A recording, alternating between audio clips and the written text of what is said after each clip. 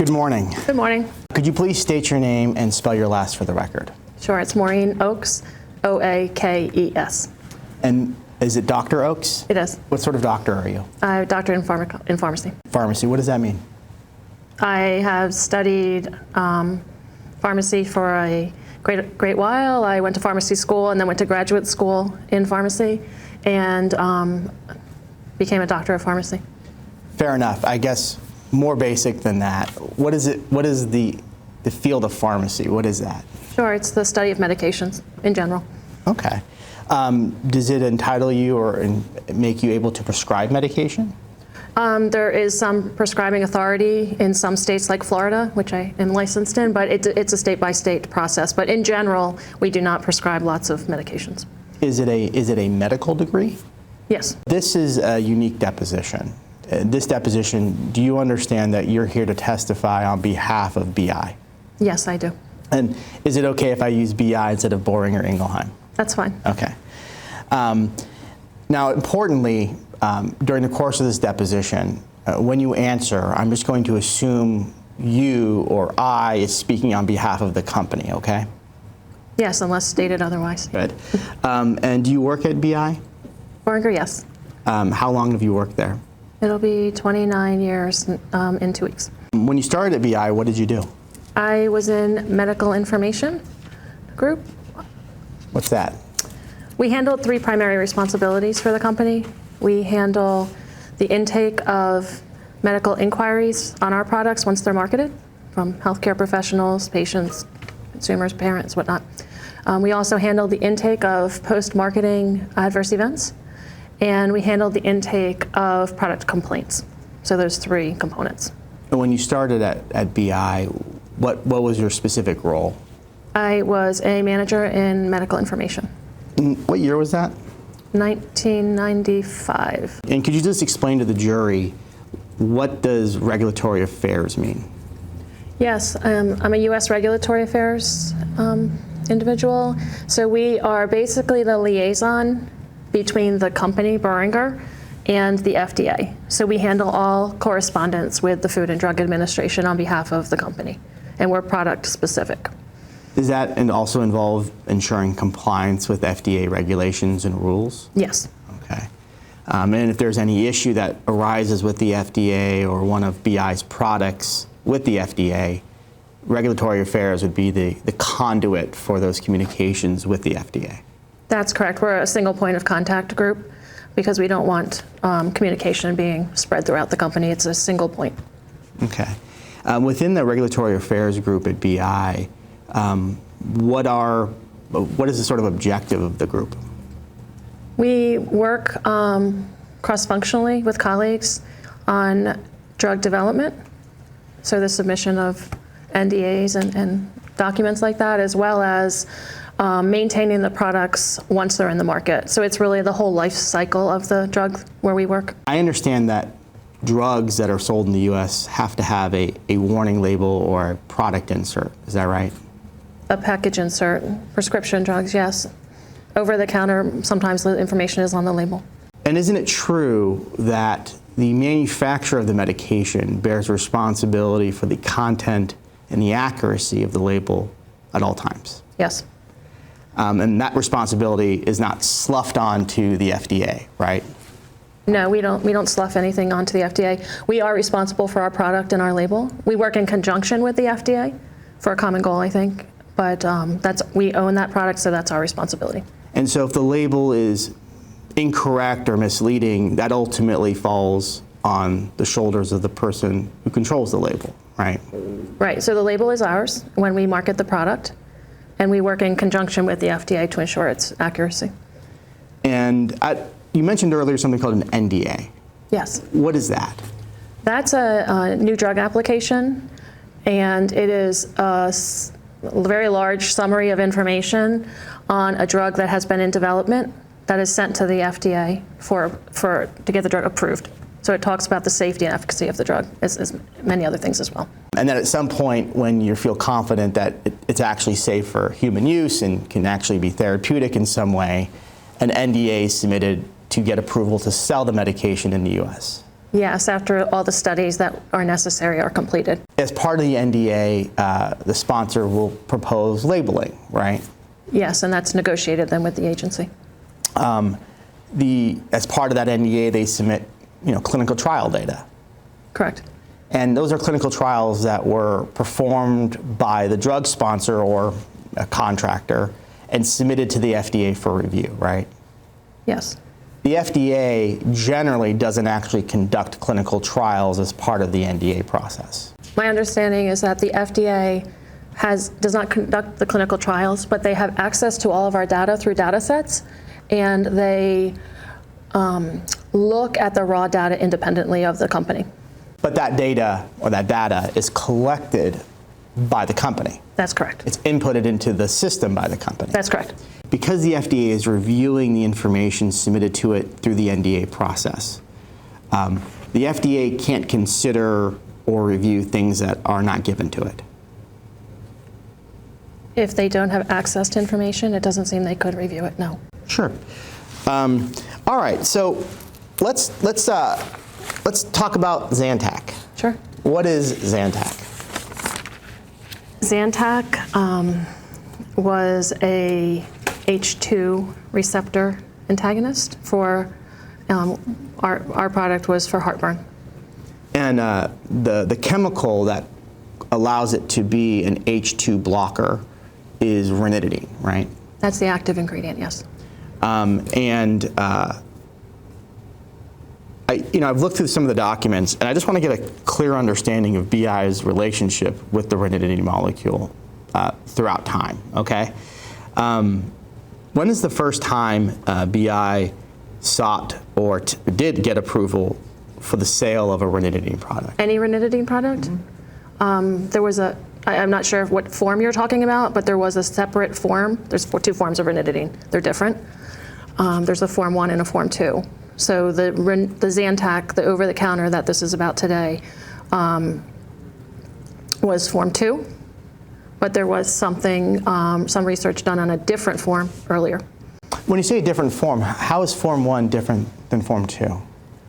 I'm not the expert on that. I just have a basic understanding. Form 1 is different than Form 2. It's a different chemical, crystalline structure, but I'm not really the expert on that, but I can tell you it's different in respects. Form 1 and Form 2 are both ranitidine, right?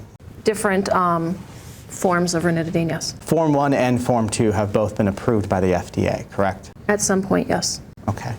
And my understanding is in 1994, BI began investigating the production of a type of ranitidine, Form 1 ranitidine. Is that right? As a prescription product at a different dose than the over-the-counter, yes. Sure. And I understand in 1997, actually, BI actually obtained approval from the FDA to sell and market generic ranitidine Form 1. That's my understanding. Did BI sell generic ranitidine to the best of your knowledge? My understanding is we sold it for a short period of time. Do you know how long? Not exactly. What's your best estimate? My best estimate of when we sold the prescription generic was for approximately on or about 3 years. Then BI got into the over-the-counter Zantac business, correct? BI had an over-the-counter product line. It's my understanding that over-the-counter Zantac was approved for sale in December of 1995.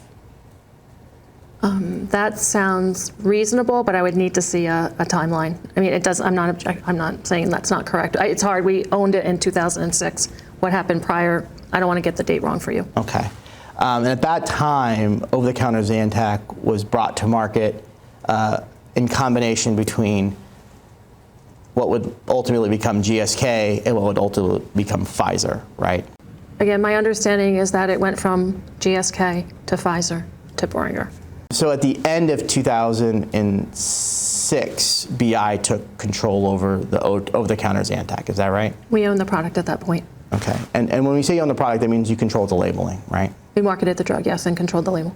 And that continued through January of 2000, until January of 2017. Yes, end of 16, beginning of 17, yes. So it was about 10 years. Correct.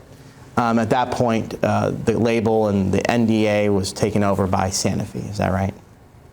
After us, yes, there was a, Sanofi owned it. Okay. Now we talked that the active ingredient within Zantac is ranitidine, right? Correct. And often that's called a drug substance or an API, active pharmaceutical ingredient, right? Yes. Okay. When BI took ownership of over-the-counter Zantac, Yes. it obviously had access to the NDA that had been on file with the FDA, correct? We had access to information when we took that over. Yes, that would be standard. And in fact, we know BI had been interested in ranitidine. It even had developed and sold generic versions of it in the 1990s, right? Yeah, we Boehringer worked on a prescription ranitidine, and then we purchased an over-the-counter as part of our over-the-counter business. And before you purchased the over-the-counter product for Zantac, BI looked at the safety of the product, right? I wasn't on or I guess I'm speaking for the company, but the company has a process behind transition of products. And our goal is to very much understand the product and to understand the safety and efficacy profile of what we're purchasing. Shortly after BI took over ownership of the over-the-counter Zantac, they began a relationship with Ukifa in Spain, correct? My understanding is we had API primarily obtained through Ukifa. My first question is, having had a chance to refresh your recollection, do you know when Ukifa was submitted or requested to be a manufacturer of API for over-the-counter Zantac? So this is a 2006 document from Pfizer. This is not, Boehringer did not do this submission or take part in it that I can understand. I see we had the document. So Pfizer submitted this document in April of 2006. And the reason for this submission is an alternate source of drug substance, which is Ukifa. Now you said after BI took over control over OTC Zantac, it was primarily purchased from Ukifa, but it was also purchased from GSK, correct? My understanding is that we purchased primarily API from Ukifa, but there were, on occasion, times we had to purchase API from GSK Zhurong. When BI took over the over-the-counter Zantac, who did it use to actually manufacture the pills? DSM. And DSM is now known as Patheon, correct? My understanding, yes. Tell me if this understanding is correct, because I just want to make sure the jury understands this. So you have the ranitidine drug substance, but it has to be mixed with other stuff to be turned into the actual tablet that people consume, right? There's an active ingredient, which is the ranitidine, and inactive ingredients. And those are combined and pressed into a tablet. Precisely. And coated. And DSM/Patheon was the organization that was actually doing that compression and making the tablets that were then sold in BI's over-the-counter Zantac. DSM was our contract manufacturing organization to make the tablets for some of the time that we owned the product. Okay, that's my next question. At some point, BI actually brought the manufacture of the product in-house, correct? Originally, when we owned the product, DSM manufactured our tablets, and then we changed to Promeco from DSM. Promeco is a BI company, correct? Yes. Okay, and they're in Mexico. That's correct. Okay, DSM/Patheon was in the United States, correct? Yes. North Carolina, specifically. My understanding is after BI sold its ownership of over-the-counter Zantac to Sanofi, it still manufactured the pills for Sanofi, correct? We sold the product to Sanofi, I might say. And at that point, we meaning Promeco, became their contract manufacturing organization. So we manufactured it for them, but they were the owner. All right, Dr. Oakes, I'd like to talk to you about specifically Zantac and NDMA. You understand that the FDA pulled all ranitidine-containing products off the market in April of 2020. There was a withdrawal from the market, yes, in 2020 by the FDA. And that was specifically because of the presence of NDMA in ranitidine. It was being evaluated at that time, yes. Okay. I want to mark as Exhibit 6, copy of that recall.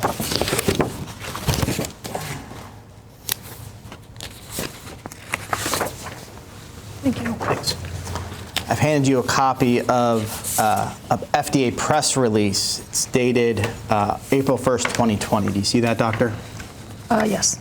And this is a news release that I'm sure you've seen before.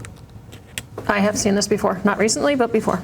And this was, in fact, the statement, the public-facing statement from the FDA ordering the immediate withdrawal of all ranitidine products from the market. Requesting that, yes. Yeah. The title of it is FDA requests removal of all ranitidine products, Zantac, from the market. FDA advises consumers, patients, and healthcare professionals after new FDA studies show risk to public health. Do you see that? I see it says that, yes. And to be clear, when the FDA pulls a product off the market, it doesn't do so lightly. The FDA requests withdrawals, and they have obviously a concern in order to do that. And this is obviously a document that you've reviewed and considered as part of your work at BI as relates to Zantac, correct? Yes. Okay. It goes on to say, the U.S. Food and Drug Administration today announced it is requesting manufacturers withdraw all prescription and over-the-counter ranitidine products from the market immediately. This is the latest step in an ongoing investigation of a contaminant known as N-nitrosyl-dimethylamine, NDMA, in ranitidine medications, commonly known by the brand name Zantac. Do you see that? You read that correctly, yes. The agency has determined that the impurity in some ranitidine products increases over time and when stored at higher than room temperatures and may result in consumer exposure to unacceptable levels of this impurity. See that? Yes. It says NDMA is a probable human carcinogen, a substance that could cause cancer. Do you see that? I do. BI doesn't disagree with the FDA, right? We didn't disagree with this. It's not our research, but I see that it says that. Okay. So it's a substance that could cause cancer. We know NDMA to be a probable human carcinogen based on animal studies, yes. Okay. In the summer of 2019, the FDA became aware of independent laboratory testing that found NDMA in ranitidine. Do you see that? I see it says that, yes. Okay. And this is referring to a citizen's petition that had been filed by Valisure and another citizen's petition that had been filed by Emory Pharma, correct? That's my understanding. It says low levels of NDMA are commonly ingested in the diet. For example, NDMA is present in foods and in water. These low levels would not be expected to lead to an increase of risk in cancer. Do you see that? Yes. They say, however, sustained higher levels of exposure may increase the risk of cancer in humans. Do you see that? I see it says that. And does BI agree that sustained higher levels of exposure to NDMA may increase the risk of cancer in humans? Boehringer hasn't studied that. Well, do you agree? Sustained higher levels of exposure may increase the risk of cancer in humans. Boehringer didn't study that, but we do know about, for instance, the guidance that FDA provides us with limits on how much NDMA can be in a product, but we didn't study it specifically. Okay, you didn't study it. I mean, I'm sorry, BI sold over-the-counter Zantac for a decade. From 2006 to 16, yes. Okay.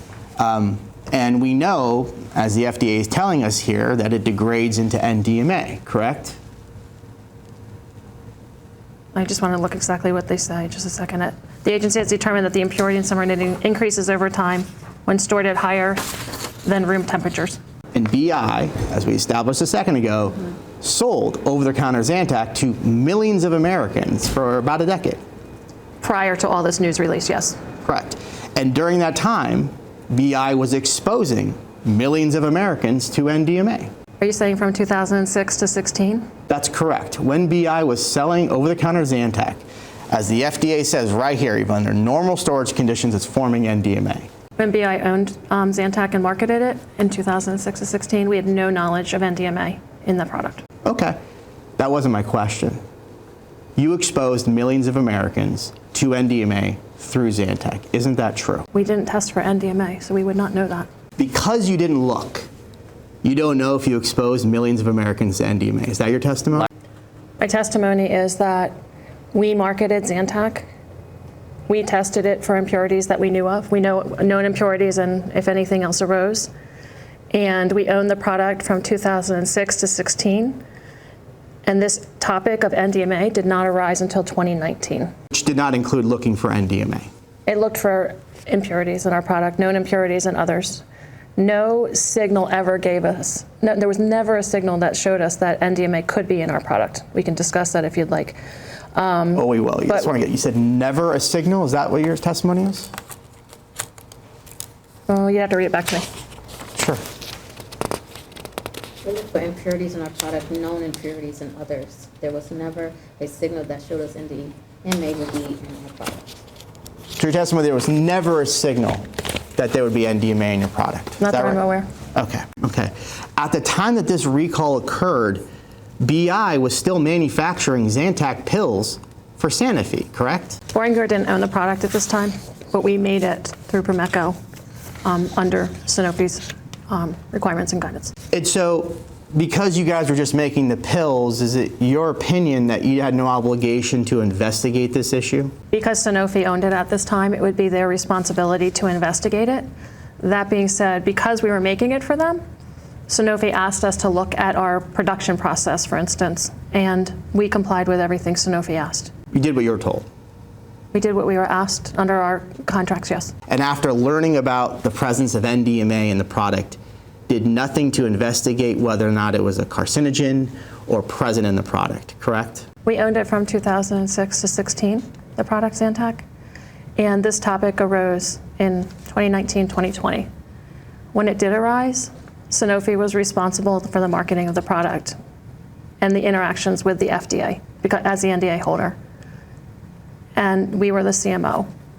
And we handled the communication with Sanofi as per their requests. We didn't have the product anymore. I don't even know if we had, we didn't have the product. We didn't own it at that point. Okay, I mean, you had been, 2.5 years since you had sold it to Sanofi? From 2016 to 2020? Well, January 2017, and it came out in September of 2019, so it's about 2.5 years?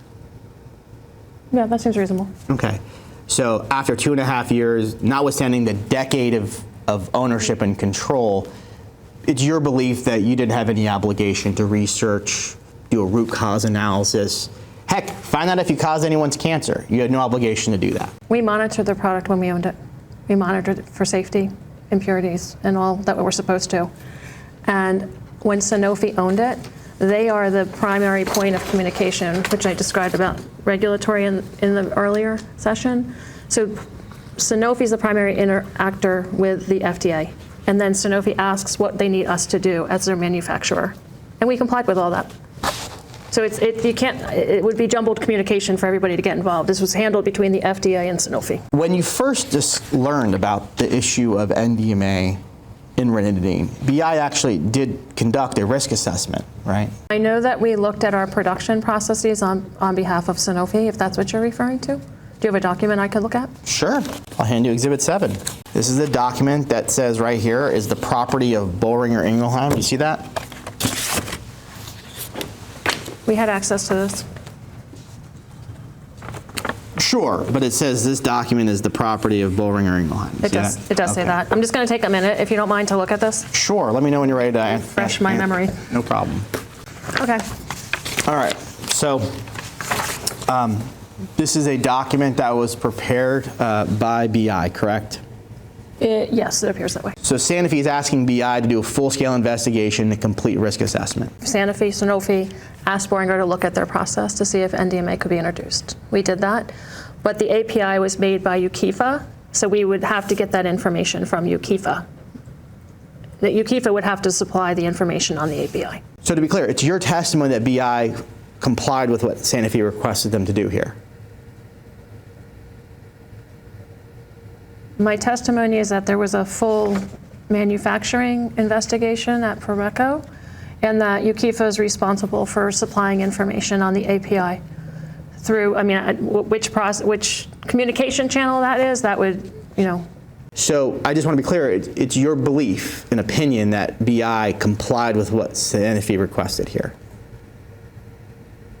That we did the manufacturing assessment, yes, and that we requested information from UKIFA, yes. As part of that full-scale investigation, BI never once tested a single ranitidine product, any of the pills it was making, for the presence of NDMA, correct? That was not our responsibility. So doctor, if we go farther onto this, and we did talk about a bunch of different things, but there was one thing I want to hit on. If you turn to page 4 of 7, you've mentioned this a couple times, that you guys tested for impurities, right? We did. That's a standard process when you make prescriptions, Yeah. that you have to test for impurities, known impurities, and then total impurities. Right. And so there's actually a test that you have to do to see how much ranitidine biz compound is in there, right? We do an HPLC test that tells us our known impurities and our total impurities. Great. And it says unspecified impurities. That's just another phrasing for unknown impurity, right? But yes, there's always unknown impurities in products. Prior to 2019, people could test for the presence of NDMA in pharmaceuticals. That had been well established, correct? I don't know. You don't know if people could test for NDMA since 1978? I know that there wasn't a proper test to test for pharmaceuticals for NDMA until 2019 or 2020 when this topic broke, after we owned the product. And I just want to draw your attention to the conclusions. It's on page, they're lettered pages, so page I.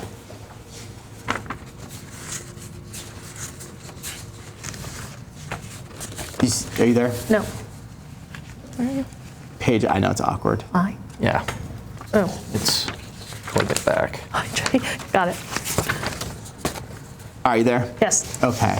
It says, we have demonstrated that NDMA, N-nitrosyl-dimethylamine, is formed in ranitidine drug substances because of an intermolecular degradation reaction of ranitidine molecules that occurs primarily in the solid state. Do you see that? I do. BI does not disagree with that statement, correct? We have no opinion on that topic. So BI doesn't have an opinion of whether or not it's been demonstrated that ranitidine drug substances degrade into NDMA? We have an understanding that NDMA has been found in some levels, in some Zantac tablets from the FDA release. Sure, but that wasn't my question. I'm not asking whether or not they found NDMA in ranitidine. We know the FDA pulled it off the market. My question is, do you disagree with the idea that there's an intermolecular degradation reaction of ranitidine molecules? Boehringer understands that if the tablets are exposed to high heat, whatnot, that there has been some NDMA found in some tablets by the FDA. Well, this actually doesn't say that. It says right down here, NDMA levels in drug substances start to increase at a slow rate from the point of manufacture. Both elevated temperature and relative humidity contribute to an increase in the rate of degradation. Do you see that? I see it says that. We didn't do that testing, so I don't know what Boehringer's opinion is on that. You don't know if from the moment it's manufactured to the moment it's ingested by people, it's forming NDMA? No, we have no knowledge of that. Well, do you, sitting here today, have any reason to disagree with GSK's root cause analysis published in a peer-reviewed article? I can read what it says. This was not a Boehringer article. We don't really have an opinion on this, and I'm not an expert on this article. You don't have an opinion about whether or not the product he sold for a decade was degrading into NDMA? Boehringer had no knowledge of NDMA at the time we owned Zantac. That's not my question.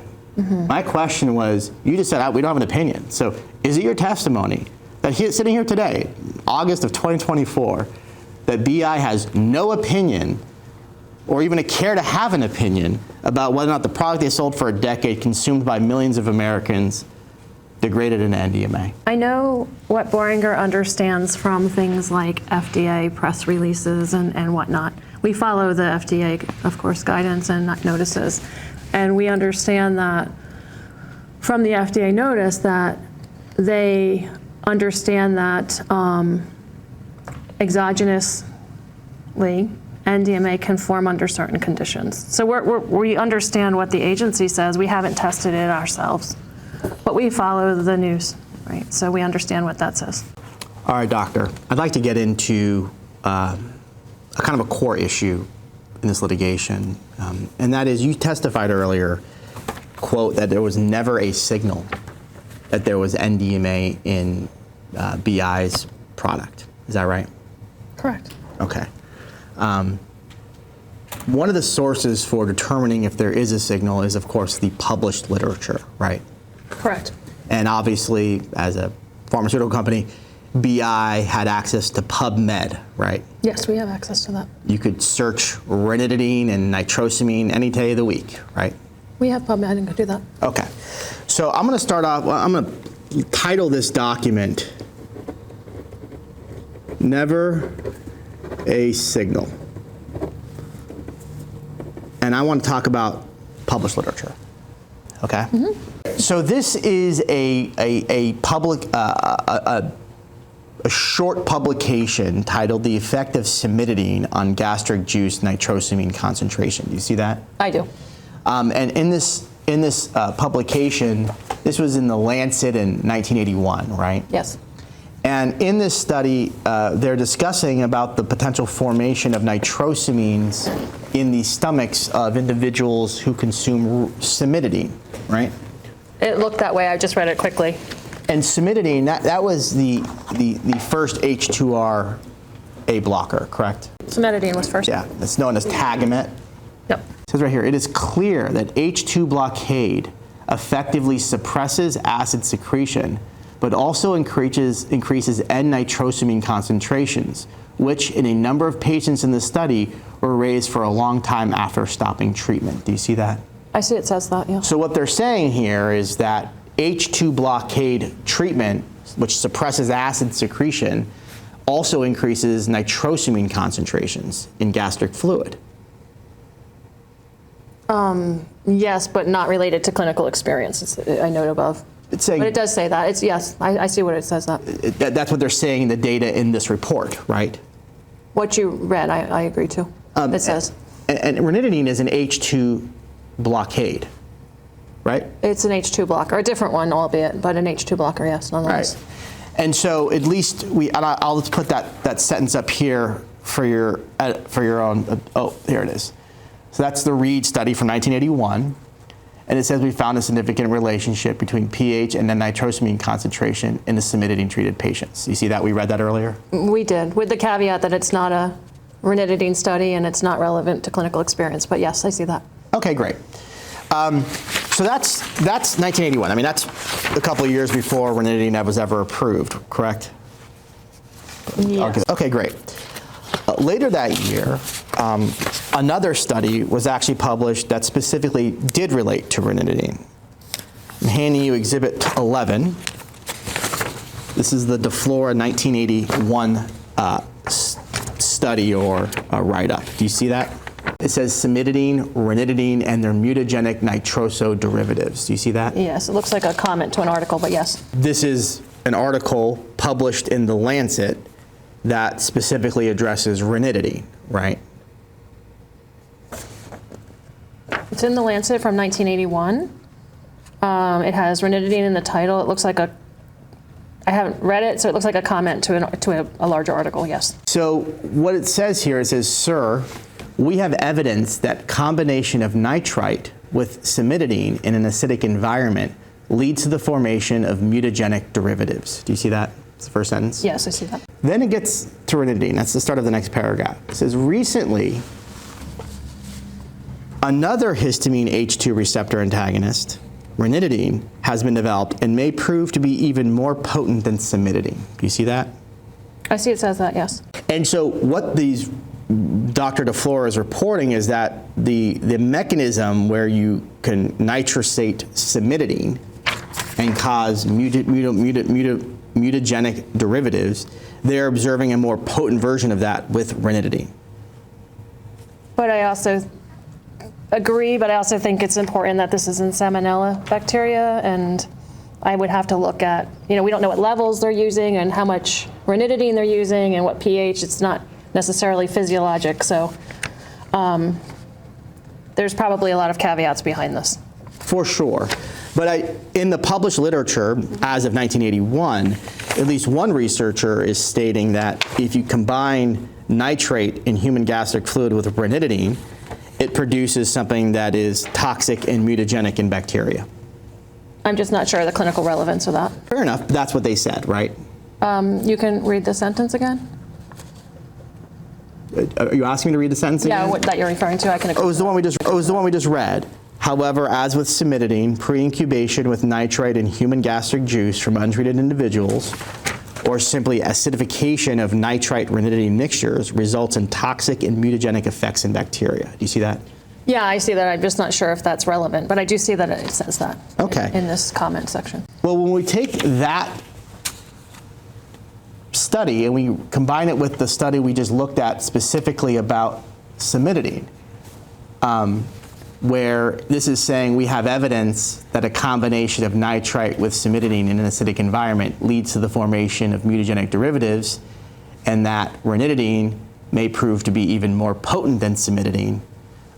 We have here in 1981 a direct connection between ranitidine and its nitrization and the potential to form mutagenic derivatives like a nitrosamine and cimetidine. Correct? I see what you read, and it was accurate what you read in this comment. This is not the actual study.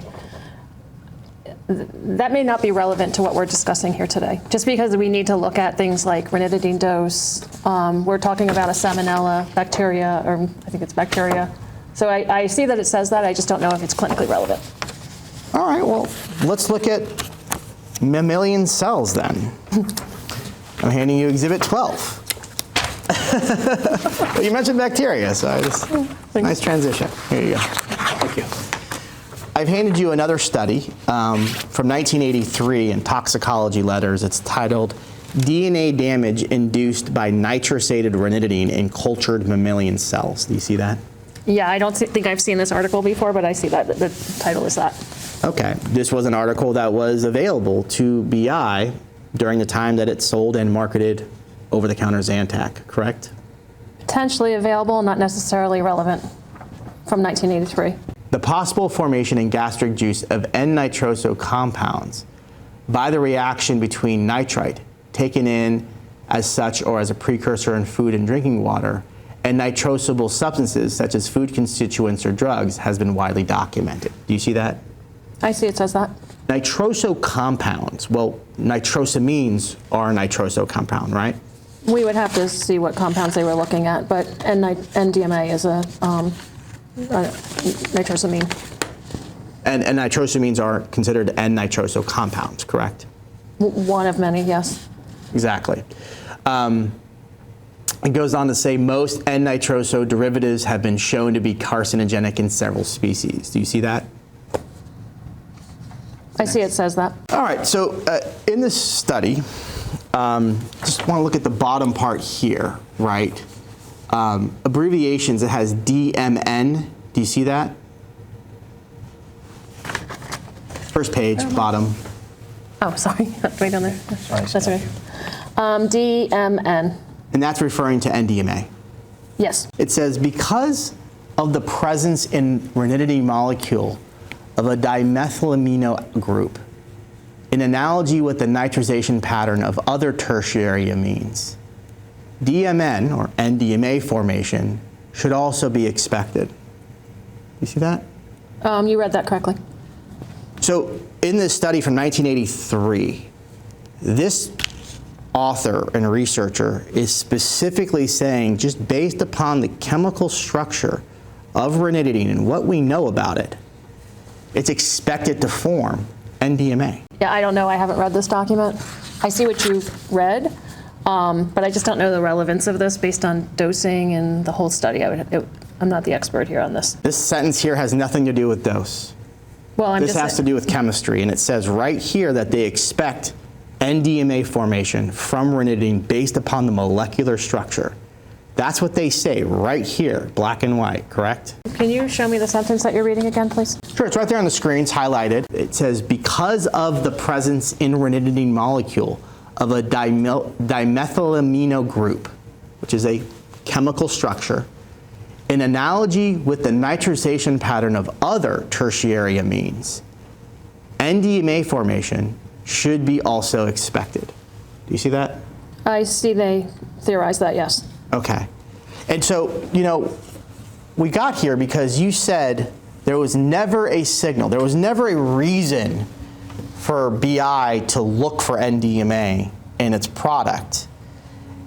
But we have right here an author literally stating that NDMA formation is expected. Isn't that a signal, Doctor? I am not the expert on the literature, that's for sure, but when we look, we don't just take a piecemeal sentence from each document and make a conclusion. Overall, the literature has to be analyzed. And overall, Boehringer never had reason to believe that there would be NDMA in their product. There's a lot of challenge with studies. We have to look at dose, we have to look at statistics, we have to look at a lot of things. So I can't just state that from a sentence in a document that I haven't read. Well, Doctor, From you said there was never a signal. And I'm showing you a document from before the product was ever approved by the FDA saying, based on its chemical structure, we'd expect NDMA formed.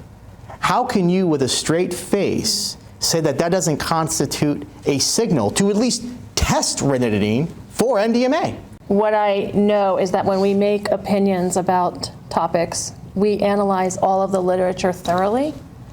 And I don't know if someone read this or not, and I don't know if based on a,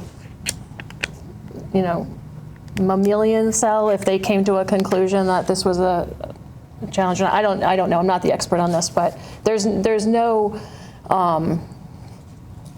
you can see all kinds of things in the literature. It doesn't mean that the studies are valid. It doesn't mean that they're clinically relevant, and that's what I'm standing behind. Dr. Oakes, we discussed earlier that there is potentially hundreds of thousands of nanograms of just unidentified impurities in Zantac products. And you have a study here specifically saying, well, we'd expect it to form NDMA. How did it never occur to BI to just see, hey, are those unidentified impurities NDMA? I just can say that I don't know if this answers the question, but we knew the safety and efficacy profile of the product when we bought it. It had a long-standing history. And we monitored for the safety of the product. And we have never found a case of cancer that has been associated with Zantac. Well, cancer, that's a whole other topic. I'm focusing on just why you never looked for NDMA. And you would agree with me that there was a peer-reviewed, published study in 1983 saying that NDMA was an expected formulated thing from ranitidine, correct? I can't state that I know of the validity of this mammalian cell study from 1983. I don't know if this is relevant or not. I have not reviewed it personally on behalf of Boehringer.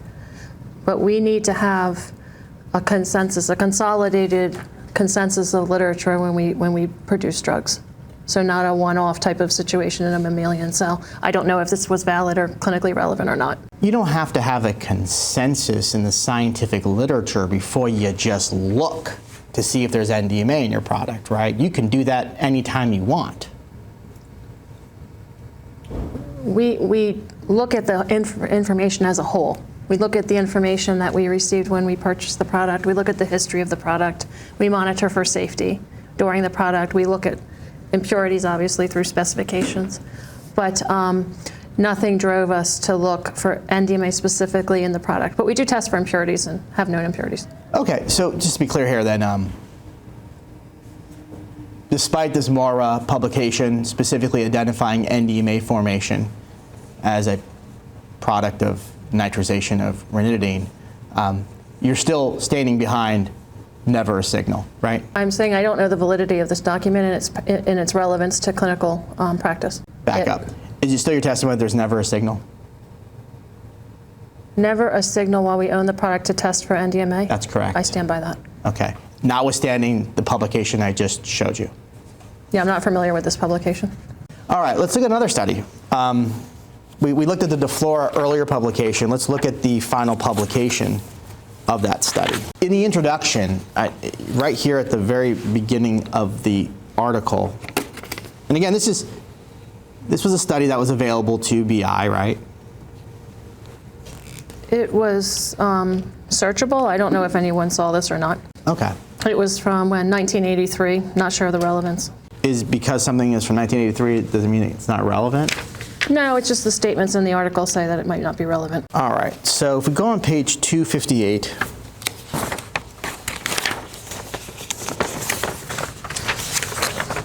they state under the discussion section, the data presented in this paper confirm our preliminary findings on the formation of genotoxic derivatives from nitrite and ranitidine and provide more detailed information both on the reaction patterns and on the genotoxic and metabolic properties of the resulting products. Do you see that? I do. Comparing it to another product, another chemical that had a problem with NDMA, right? I don't know about aminopyrine. I don't remember about it. I do know that some of the words that you read were key because you talked about the high, you read the word high, nitrate or whatnot. This is what I was referring to before in that this article also says it's an unrealistic situation in a human stomach because the levels of compounds that they used were so high. So that's where I go back to. I'm not sure about the clinical relevance of this type of document. Well, I don't claim to be the expert, but I don't think we can just pick a document and say that it's clinically relevant to our situation. I'm not asking you about clinical relevance. Well, I'm asking you about... That would be important. But that's not what I'm asking you about. I agree it's important. Yeah, that's really important. I'm actually getting to the point that you have testified to repeatedly that you had no reason to even look for NDMA. And right here, we have yet another peer-reviewed publication, literally comparing ranitidine to another molecule that has a problem with NDMA, and it specifically calls out NDMA. Do you see that? So I'm not an expert on this article, but I also see that it says it appears to be an unrealistic situation in humans. And I also see the statement that it seems to indicate the potential risk link is probably negligible. So there's a lot that goes into assessing an article. I'm not the expert on this, but I have questions about the relevance of this article to what we do in drug development. Sure, but putting the relevance or the clinical significance issue aside, you're taking the position on behalf of BI that you had no reason to look at NDMA when a researcher in 1983 is literally comparing it to another molecule that has NDMA, correct? I don't think that irrelevant or questionable studies would lead us to look for NDMA and ranitidine. You're saying this is a questionable study? I'm not the expert on it, but in my personal opinion, yes. Have you read it? Yes. You've read the whole study? Yep. Oh, okay, great. I didn't know that. I thought you said you hadn't read it. No, I didn't say that on this one. Okay, this one you've seen before. Absolutely. Great. Well, then it says right here then, on the whole, there seems to be no doubt about the possibility of formation of genotoxic derivatives from ranitidine and an excess nitrite under in vitro conditions and their biological properties in the three prokaryotic models used appear to be fairly defined. Do you see that? Yes, I see that. So they're saying there's no doubt that nitrosated ranitidine forms a genotoxic derivative. No, they're saying that if you use I'll use their words, excess nitrite in a single cell organism, something could be identified. But this, again, I question, I'm not the expert, but I do question the relevance of this. Well, we know that if you combine a lot of sodium nitrite, even an unrealistic amount with ranitidine, it forms NDMA, right? We know that now. I don't know that. I can't testify to that. You don't know that if you combine, I mean, you've seen the FDA study on this, right? The FDA study where they tested Zantac tablets, is that what you're referring to? They the Gauss study, they specifically tested adding excessive amounts of sodium nitrite and showed that it formed NDMA. VI is not disputing that, right? Well, I think what you're referring to is the discussion of whether it's exogenous or endogenous, if I recall correctly. that's one way to interpret that set of data. We're not going to go there today. Okay. What I'm just asking is, we know when you combine excess nitrite with ranitidine, it forms NDMA. We know that. It's been proven time and time again. Well, the details are important here. The level of nitrite in the study that was utilized in a single cell bacteria, it's just very high apparently. And they really indicate that this is probably not even relevant in the human. It's an unrealistic situation in the human stomach. Okay. So there's, my point is I have questions about the literature that you're showing so far, and that I'm not an expert in this area, but we have to look at the details of all the literature. Let's look at what they actually say in the conclusion. It says right here, the above considerations, together with the reported lack of carcinogenicity of both cimetidine and ranitidine in animal assays, seem to indicate that the potential risk linked to their use is probably negligible, especially if balanced with the health benefits resulting from histamine H2 receptor antagonists. However, Exactly. the widespread clinical use and the possibility of a long-term maintenance therapy suggest the prudent adoption of some simple measures, such as a diet low in nitrates and nitrites, or the prescription of these anti-ulcer drugs at a suitable interval from meals, a recommendation actually now promoted by their producers. Ascorbic acid has been proposed as an inhibitor of nitrization combined with nitrosable drugs, and appears to block efficiently the formation of mutagenic derivatives from both cimetidine and ranitidine, this study. Do you see that? I see you read that correctly, yes. So they said they don't know if this is a problem. Mm-hmm. It might be negligible, we don't know. But we should take prudent things like not eat it around meals, maybe take it with vitamin C, or have it with low nitrate meals. All three of those things BI never did, right? I see that the article says what you read, but the science evolves. And the science has evolved much beyond this. Yeah, in fact, it evolved so much that BI would do commercials suggesting that people can scarf down large hot dogs filled with nitrites and immediately follow it with a Zantac pill, right? My understanding is endogenously, NDMA does not form.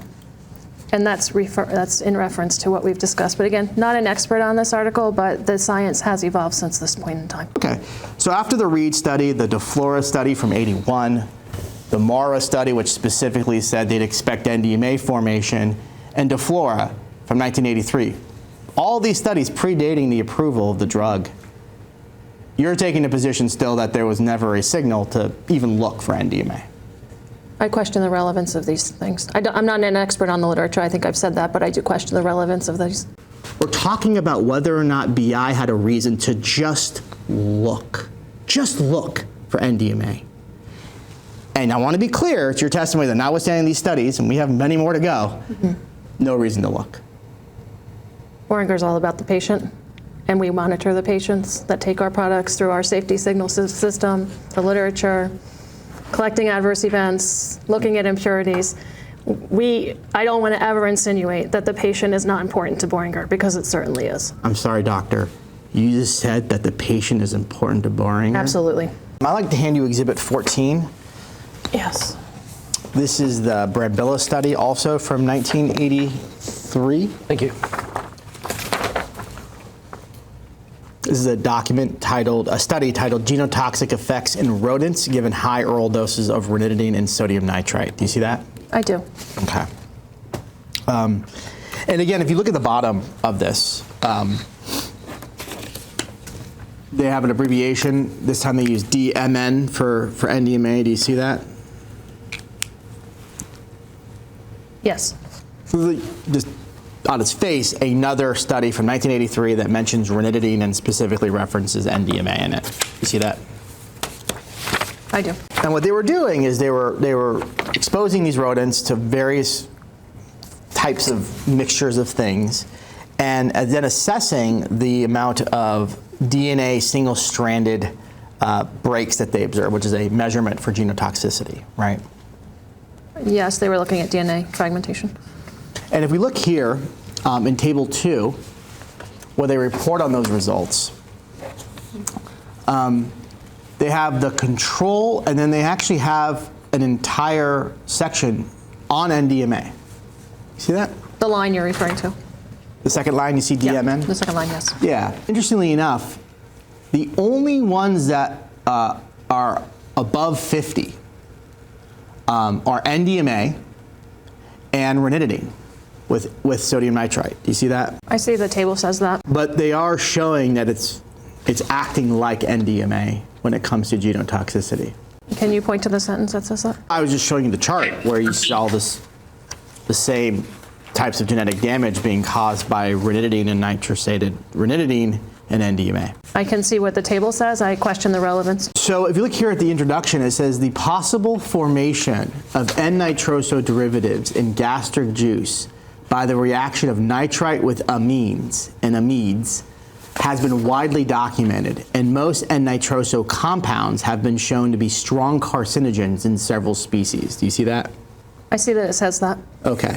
And to be clear, ranitidine is has a tertiary amine, right? I believe so. And so I'm going to add this sentence to our chart here from Brambilla, 1983.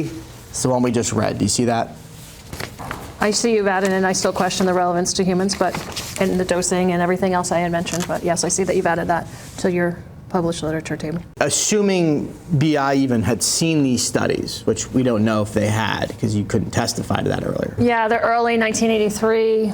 The science has evolved. Again, not sure that they saw them, and definitely not sure that they're relevant. I guess, let me ask you this question. Do you think BI should have reviewed these studies in assessing the overall safety profile and the potential impurities of NDMA and ranitidine? So what I know is that we assess a product when we purchase it through a process, and that we know the latest information on the product. We know the safety and efficacy profile. We have access to things like annual reports when we transition and whatnot. And we understood the profile of our product that we purchased. I understand, but that wasn't my question. My question was whether or not you believe these studies that we're looking at here were relevant to the question of the impurities in ranitidine. I'm not an expert on these articles. I know they are flawed. So if we look at the next study, it's going to be the Matsuda study. It's from 1990. Let me know when you're ready to discuss it. Give me 1 second. Sure, let me take a look at it quickly. You can go ahead. Okay. So this is a study titled Nitrosamines in Gastric Juice of Patients with Gastric Ulcer Before and During Treatment with Histamine H2 receptor antagonists. You see that? I do. And so this is specifically a study looking at nitrosamines in gastric juice of people who are taking H2R blockers, right? Yes, from 1990 now. 89, I guess. Sure. Looks like it's 89, 90 actually. 90. Accepted in 89. It's published in 90. Okay. And you do understand that this study specifically looked at ranitidine. Yeah, I'm not familiar with this study, so let me look if ranitidine was mentioned. I haven't read this recently or for today. I see H2 blockers. If you look at Table 5, you'll see there's specifically a reference to ranitidine.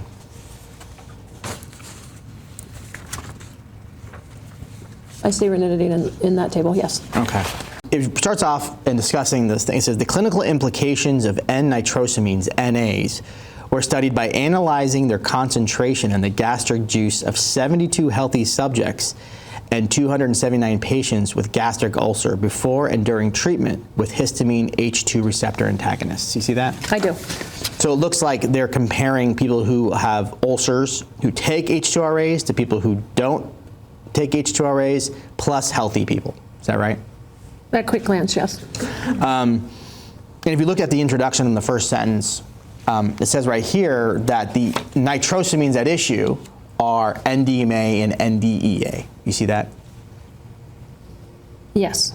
So this is an interesting study in the sense that it's specifically looking at the gastric juices of people taking drugs like ranitidine, including ranitidine, right? Ranitidine is mentioned, and I see that they're doing chromatography, gas chromatography, I note, for NDMA. Fair enough. In any event, if you look at Table 5, they literally discuss these are patients, right, on table 5, patients who have gastric ulcers who didn't get H2 blockers, and then those that got 4 different H2R blockers from cimetidine, roxadidine, famotidine, and ranitidine. All right? Yes. Okay. It looks like in the people who are not taking any H2R blockers, they detected NDMA in 24.2% of the participants out of the 124 samples, with a maximum amount of 1.8 nanograms per milliliter, right? I see the table says that. Okay. And then for ranitidine, it notes for the 51 samples they had that there was almost twice as much, twice as many of them had detectable NDMA in them, and the maximum level is, 3 to almost 4 times as much. What 2 numbers are you comparing in that table? Sure. I'm comparing the without H2 blockers. 124 number of samples? Yeah, compared to ranitidine, which had 51 samples? Yeah, and so if you look at the percentage detected, only 24% in the non-H2RAs, but NDMA was detected in almost twice as many people taking ranitidine. You see that? I see it says that. And then if you look at the maximum amount, it went the 1.8 in the non-H2RA users compared to 6.7 in the ranitidine users. You see that? I do see that. I question how they did this test. They might have used gas chromatography, but I see that the table says what you said. Sure. And so what we're seeing here then is in a study published in 1990, they've taken literally gastric juice out of people taking ranitidine and shown that they have significantly more NDMA in it than people who don't. I see that the table said that, but I stand by some previous comments or similar comments to others. I would have to look at I'm not the expert here, and I have to look at the testing methods and whatnot to understand if this is relevant. So what we have here then instead is a study showing that people who are taking ranitidine have significantly more NDMA in their gastric juice than people who don't. I'm not an expert on this article. I see what the table says, but I'm not I would need an expert to talk to this. Has anyone at BI actually considered this article? I wouldn't know if, so it's 1990, I wouldn't know if anyone, a big company back, this is now 34 years ago. I don't know if someone read it or analyzed it. I just don't know. I can't answer the question. We do know a few years after this study in 1994, BI actually started developing ranitidine, correct?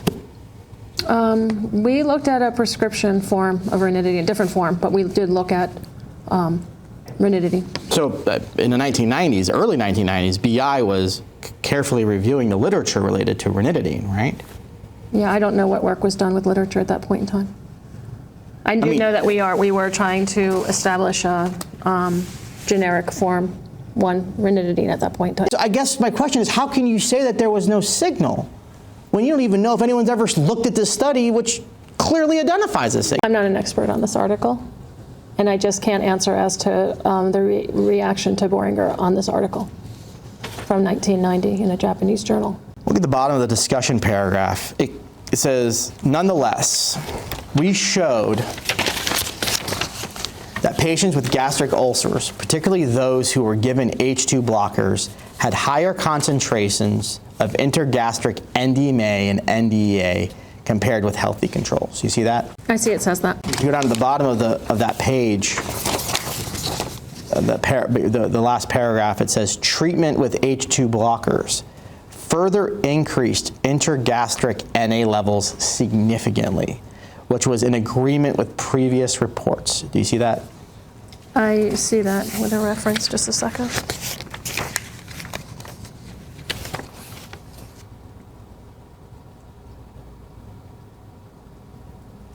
I see that it says that.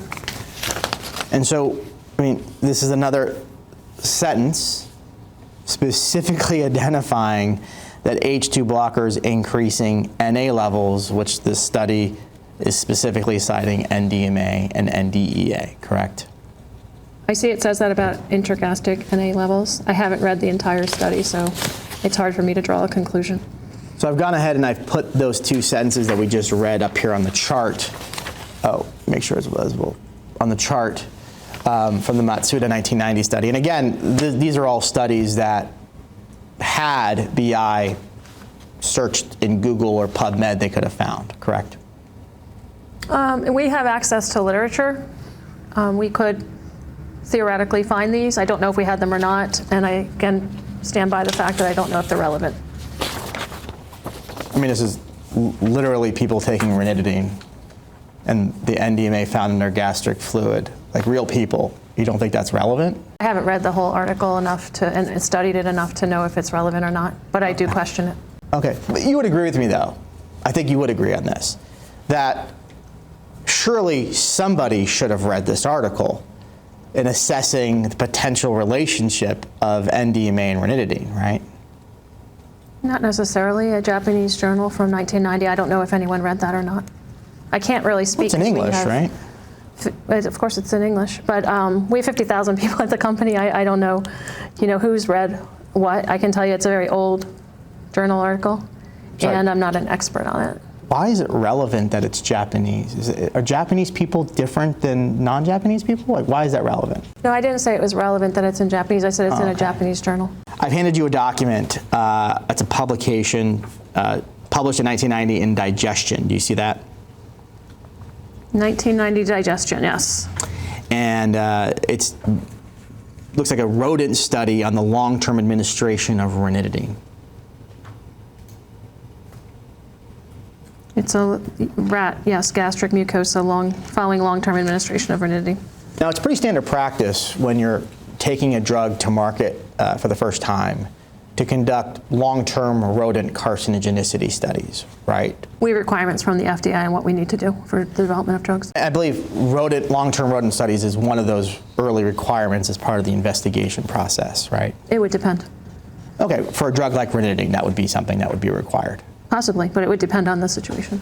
Now, obviously, BI never conducted a long-term rodent carcinogenicity study on ranitidine, right? I'm not aware that Boehringer conducted a rat study when we purchased the drug in 2006. In this case, the OTC NDA for brand name Zantac relied heavily on the data and studies submitted with the original prescription NDA, right? My understanding is that the NDA was originally submitted by GSK, to the best of my knowledge. It had a long safety and efficacy profile, and when we purchased it, we understood that profile. And that profile included the prescription NDA, which went back to 1983. Well, we only purchased the OTC product, the OTC NDA. Maybe be clear, and I don't think this is a trick question, but when Zantac OTC was approved in 1995, it was based in part on the studies that have been done on prescription ranitidine starting in, from the 80s onward, right? I don't know the answer to that. And you can see right here in the abstract, it said in this study, female rats, there were 100 of them, right, were treated for 2 years with histamine 2 receptor blocker ranitidine at 2 grams per kilogram per day in the diet. You see that? I do. That's a tremendous amount of ranitidine. Absolutely. It says the ranitidine treatment resulted in a pronounced hyperplasia of gastric ECL cells. In 19 rats, carcinoids were found, 4 of which were microinvasive. No carcinoids were found in the control animals. You see that? I see that, also considering the dose that was administered in a rat. Sure, but what we're seeing here then is in this rodent study, which followed these rodents for 2 years, for female rats specifically, that 19% of them developed carcinoids and none in the control group did. Again, not an expert on this article. I see that they were giving rats 2 years worth of ranitidine, 2 grams per day, per kilogram per day. So that's a very large amount. I can just read what it says, but I'm not an expert on this topic. I haven't read this for today. This was available to BI and when it was selling the product, right? By available, do you mean it was You could Google it. published? Oh, Google it.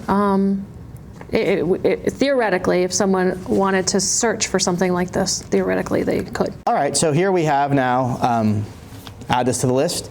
I put the quotes that we just read from the abstract right there. So now if we take a step back, where are we at here on this page? We're up to 1990, and we've seen all these various studies, some of them specifically addressing NDMA, some of them showing cancer in animals. And I just want to be clear, it's still your testimony that there was no signal whatsoever to look at whether or not NDMA was in ranitidine. My answer is the same in that when we owned the product in 2006 to 2016, we had no signal or reason to look for NDMA in our product specifically. But we did look for impurities and whatnot. We just didn't have a signal. And actually, you actually don't know, though, when you say we had no reason to look. You don't even know if anyone looked at these studies. I can't honestly say whether or not someone in a 50,000 person company read this or not. And the other thing you can't say is whether or not they should have looked. Yeah, I have no opinion on that. All right, let's go to the next one. It's Exhibit 17. So, doctor, this is a study titled Medical Events Occurring in Patients with Duodenal Ulcer Disease During Maintenance, duodenal, I can't say that. Duodenal, thank you. Ulcer disease during maintenance treatment with ranitidine. Do you see that? I see that. All righty. Have you seen this document before? I have seen it in the past. I'm not familiar with its contents for today. Okay. Well, this was obviously, it's the results of the medical events that occurred in patients who were receiving maintenance therapy with ranitidine. Do you see that? I see that, yes. And if you want to just look at the intro, just to get some orientation at the abstract, 436 patients with duodenal ulcer disease received maintenance therapy with ranitidine for periods ranging from less than 1 year to more than 9 years. Do you see that? Yeah, let me just take a minute to look at this. Sure. Go ahead. Thank you. Sure. And so this is a clinical trial for maintenance therapy of ranitidine that was conducted out of Dundee, Scotland, right? Yes. And it looks like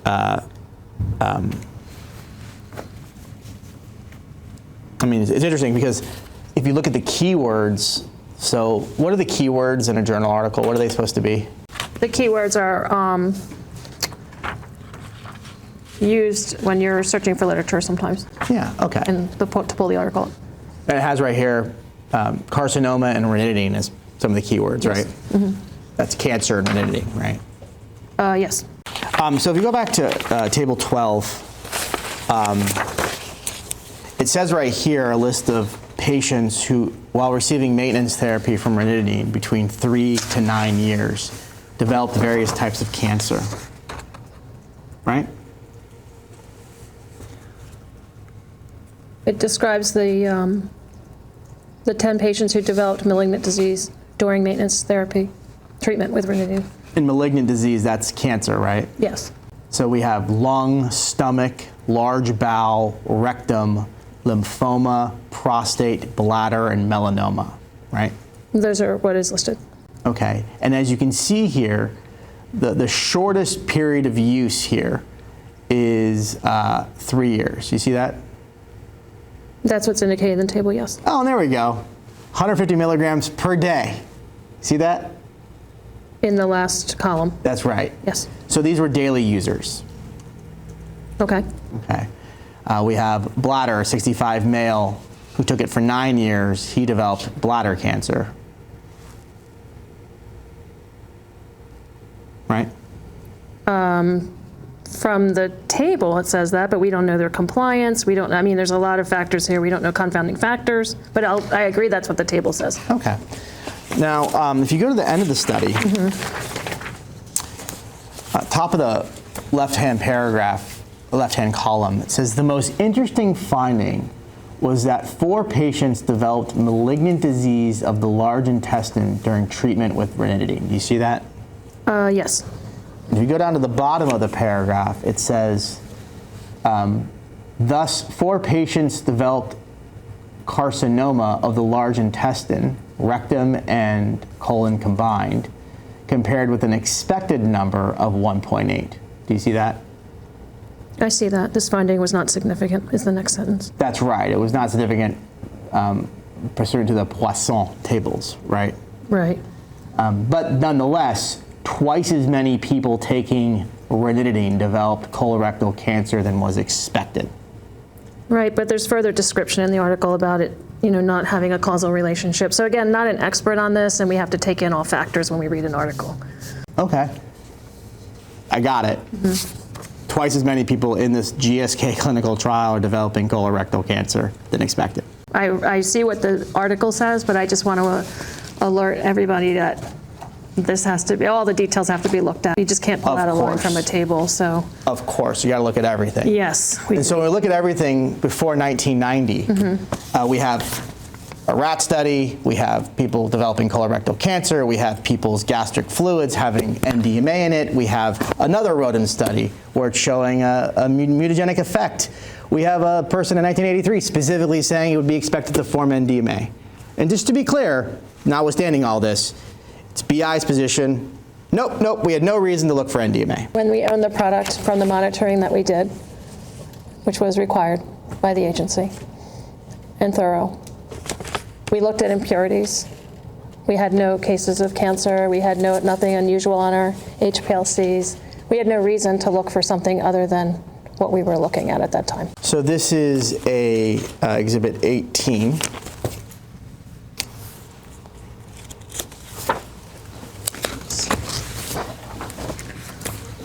This is an epidemiological study titled Cimetidine Use and the Risk of Breast, Prostate, and Other Cancers. You see that? Yes. And this was a study that was available to BI, correct? Theoretically. Why do you say theoretically? What do you mean by If that? someone would know to search for that, they could find that in a search is what I mean by that. I don't know if anyone had it or did not have it. Well, if they typed in histamine 2 receptor antagonists in cancer, this would come up, right? If they had a reason to do that, that would probably come up in a search. I just don't know if someone did that or not. Well, I mean, I know, but you just said a second ago that you guys were thorough in your literature review and consideration of the science. I presume you looked for studies involving cancer and histamine 2 blockers, right? Well, we have a process to review literature while we own the product. And that literature that we find, we actually have to report to the FDA. So in 2006 to 2016, we have a process to scientifically evaluate the literature. Oh, Before that,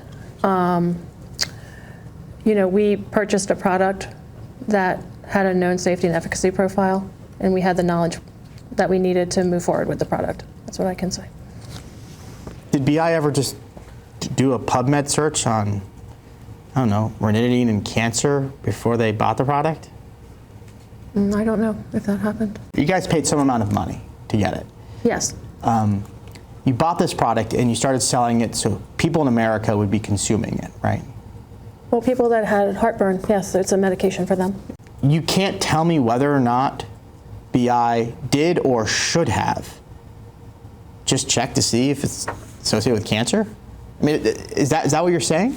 I'm saying that we understood the long-term safety and efficacy profile of this product, as did the FDA as well, because it's information provided to them through routine handling of drug development. And we had information necessary to us to understand the product. And there was never a signal that we were aware of cancer or anything like that when we purchased the product, nor when we owned the product. We continued to monitor the safety very carefully. Okay, you said there was no signal for cancer. Why do you say that? What is this process that gives you so much confidence that BI knew everything it needed to know, even though we don't know if they looked at any of these studies? There's a process to transition products, whether we transition them to another company or they transition it to us. It's many people involved on a transition team and many people with expertise in their specific area.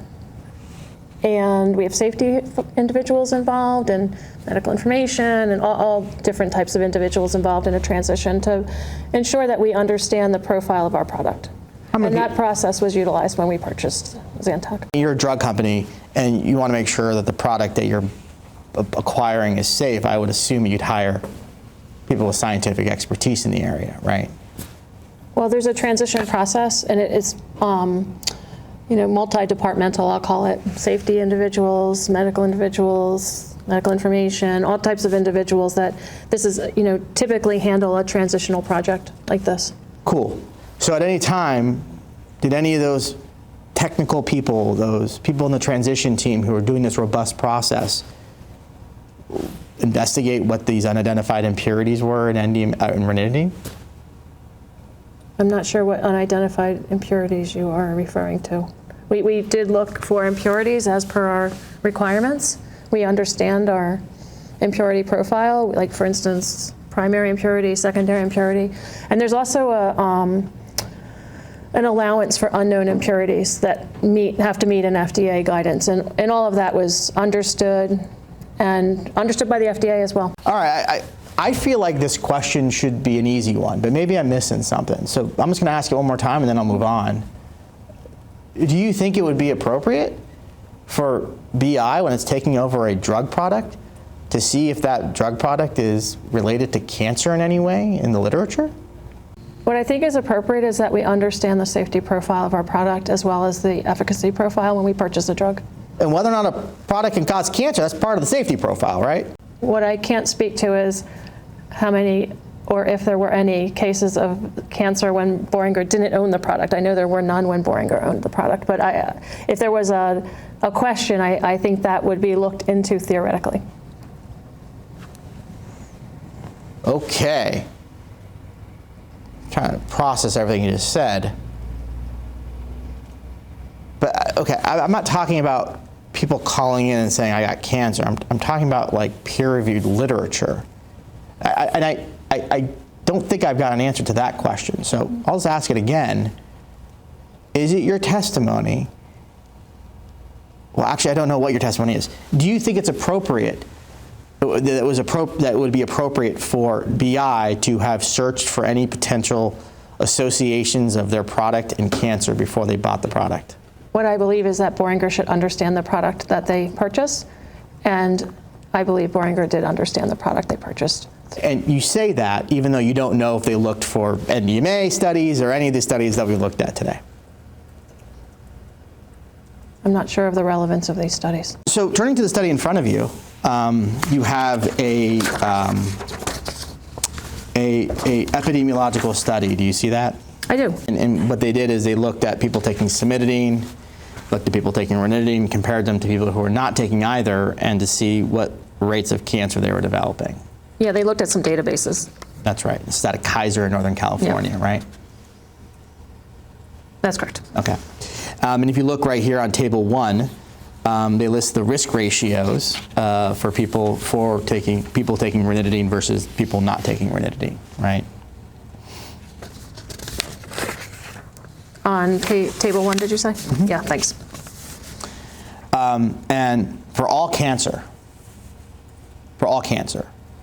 people taking ranitidine had a statistically significant elevated relative risk, didn't they? I see from table 1, not again, with a disclaimer that I'm not the expert on this literature, I see the all sites numbers from ranitidine. 1.26, statistically significant. I see that it says 1.26, yes. And it's statistically significant, correct? Yes.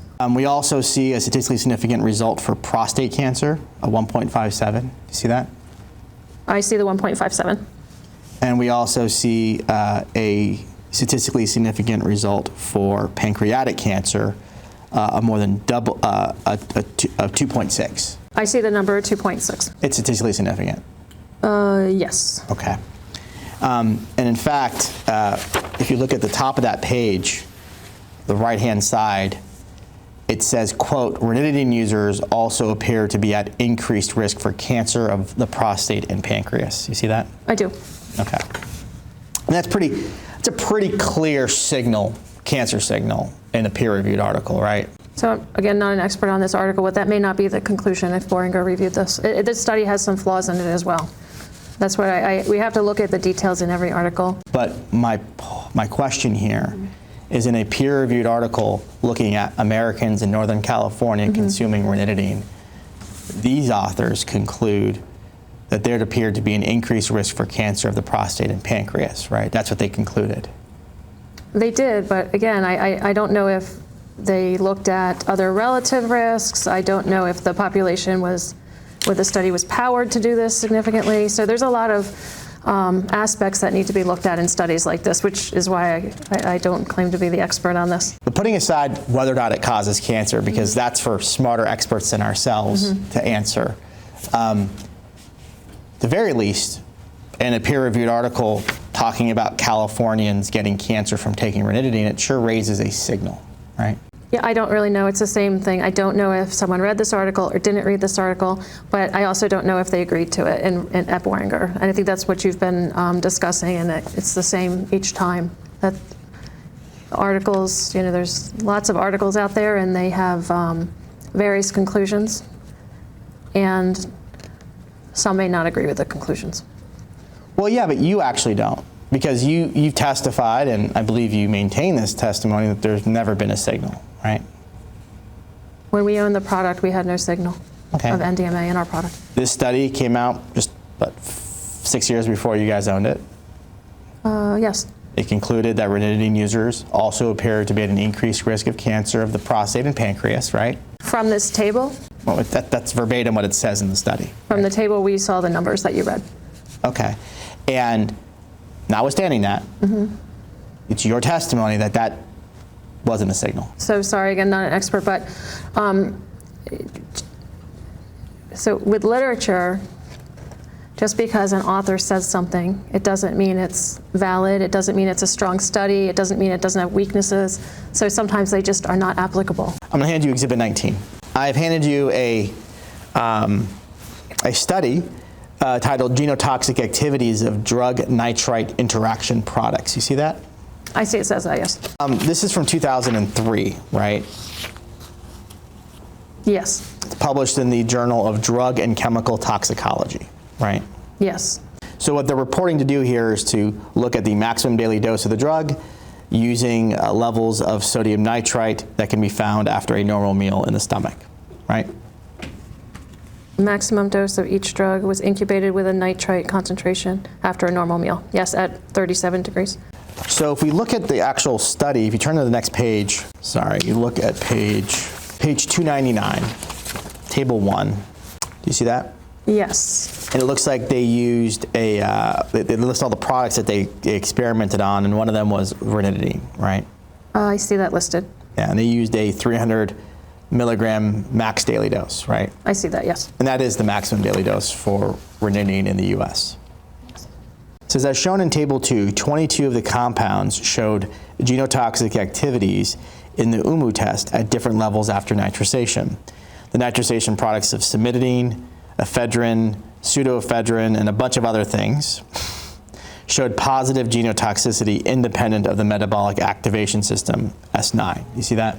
I see it says that, yes. It says ranitidine and salbutamol were positive only in the presence of S9 mixture. Do you see that? I do. Okay. So it looks like ranitidine had a positive genotoxicity result after being nitrosated in this test. I have no idea what this means. I just can't speak to this article today. Well, it says ranitidine was positive, so it had a positive reaction to genotoxicity. I see what it says, and I agree with what you've read. Okay. And if you turn to page 305. Well, when I say I agree with what you read, I mean I think you read it correctly. Cool.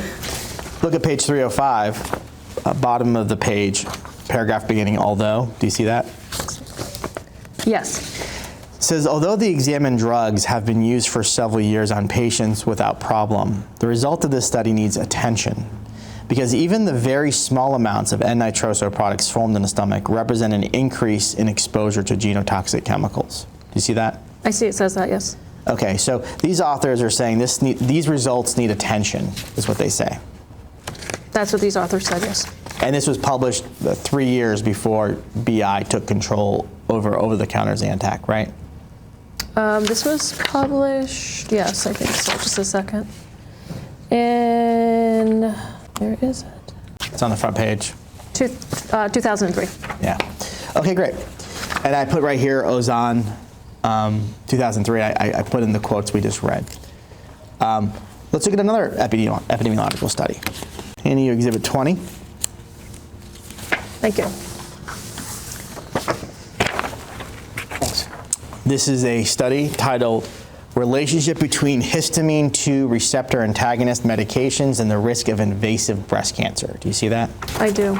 This is an epidemiological study looking at the potential effects of H2 blocker, specifically ranitidine, and its ability to increase the risk of breast cancer. Correct? It looks at that, yes, it's a, Now, this study is published in 2008, right? yes, So this study came out when you guys had the product. that's correct. Sure, it says use of H2 blockers in general is not associated with an increased risk of breast cancer, although current use of ranitidine may increase the risk of hormone receptor positive ductal carcinoma. Do you see that? I do. Okay, and if you turn into the study,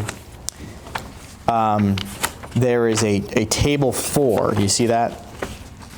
Yes, And at the very bottom of that table, it says the data for specifically for ranitidine, right? yes, And it has never use, ever use, former, and current, right? correct. And for ductal carcinoma, the current users of ranitidine had a more than doubling of the risk of cancer that was statistically significant.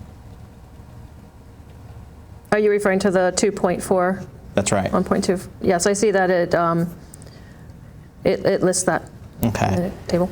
And in fact, if you go to the end of the study, what the authors ultimately conclude is the right-hand side.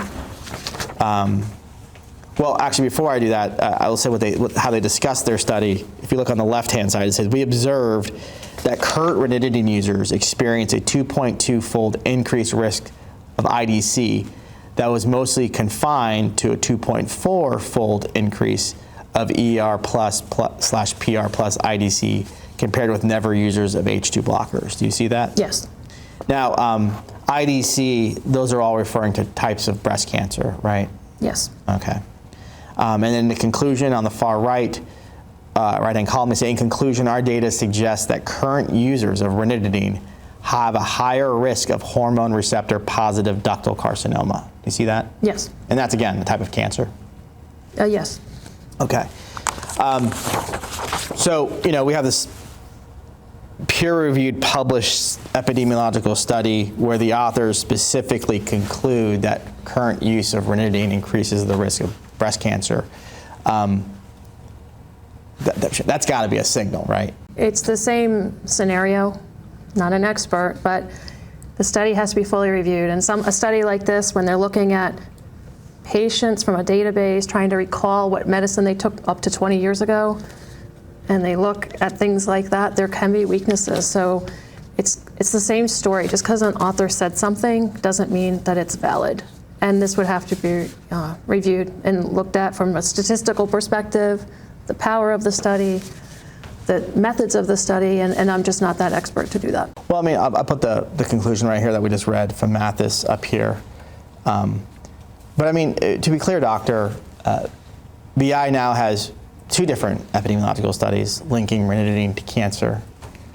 We have all these in vitro studies with NDMA, all the stuff on the previous document that we saw, that we put together. I mean, at some point, doesn't all that amount to a signal? Maybe an indication that BI should take a harder look? I see that you've listed a lot of studies. I continue to say that I'm not an expert on them. I continue to suggest that they potentially have weaknesses and may not be relevant to the situation we're discussing today. Hand you Exhibit 24. This is a study from 2011 in Water Research titled Demonstration of 20 Pharmaceuticals and Personal Care Products as nitrosamine precursors during chloramine disinfection. You see that? I do. Okay. Now this study came out, this study came out when BI was marketing and selling over-the-counter Zantac, correct? Yes, it's from 2011. And this was a study that specifically addresses ranitidine in certain points, right? I do think it mentions ranitidine, yes. what kind of started us on this never a signal, I think it was a question I asked you about whether there was ever any indication that there was NDMA formed from ranitidine. Remember that? Yes. Okay. If you look right here in the abstract, smack in the middle, it says molar yields higher than 1% are observed for 8 pharmaceuticals, with, as it says, ranitidine showing the strongest potential to form NDMA. See that? I see it says that, yes. So this is a study, mentions ranitidine, says it has the strongest potential to form NDMA. During the time period, BI was marketing and selling over-the-counter Zantac. This has got to be a signal that maybe you should look and see if there's NDMA in ranitidine, right? Again, similar answer. Not the expert on this article, but this is a water study. It would have to be looked at in detail. It's not necessarily related to the development of drug products. If you look on page 2, or the second page, 945 of it, there is a paragraph that begins a considerable amount. Do you see that? Yes. It says a considerable amount of research has been conducted to investigate the potential precursors for nitrosamines, especially NDMA. Yes. The most well-known NDMA precursors related to water and wastewater treatment include dimethylamine, tertiary and quaternary amines containing DMA groups, natural organic matter, and it goes on the list a bunch. Do you see that? I see that. It says that. Okay. Yes. A precursor to nitrosamine formation is something that can cause the formation of something, right? A precursor typically means the pre-component in something can happen and a change can occur. Precisely. Now, halfway through that paragraph, it mentions ranitidine. Do you see that? Just a second. Sorry, I'm looking. Yes, I see the word ranitidine in the paragraph. It says ranitidine, one of the most prescribed drugs in the world, has been demonstrated to render a high conversion rate to NDMA upon chloramation. Some early studies have also reported the formation of nitrosamines via amine drugs in the stomach. Therefore, it is possible that drugs with tertiary or quaternary amine groups might contribute to the formation of nitrosamines during drinking water disinfection. Do you see that? I see it says that, yes. Okay. So again, they're specifically calling out ranitidine due to its chemical structure and its ability to be a precursor for the formation of NDMA. This appears to be the cleaning of drinking water, the disinfection of that.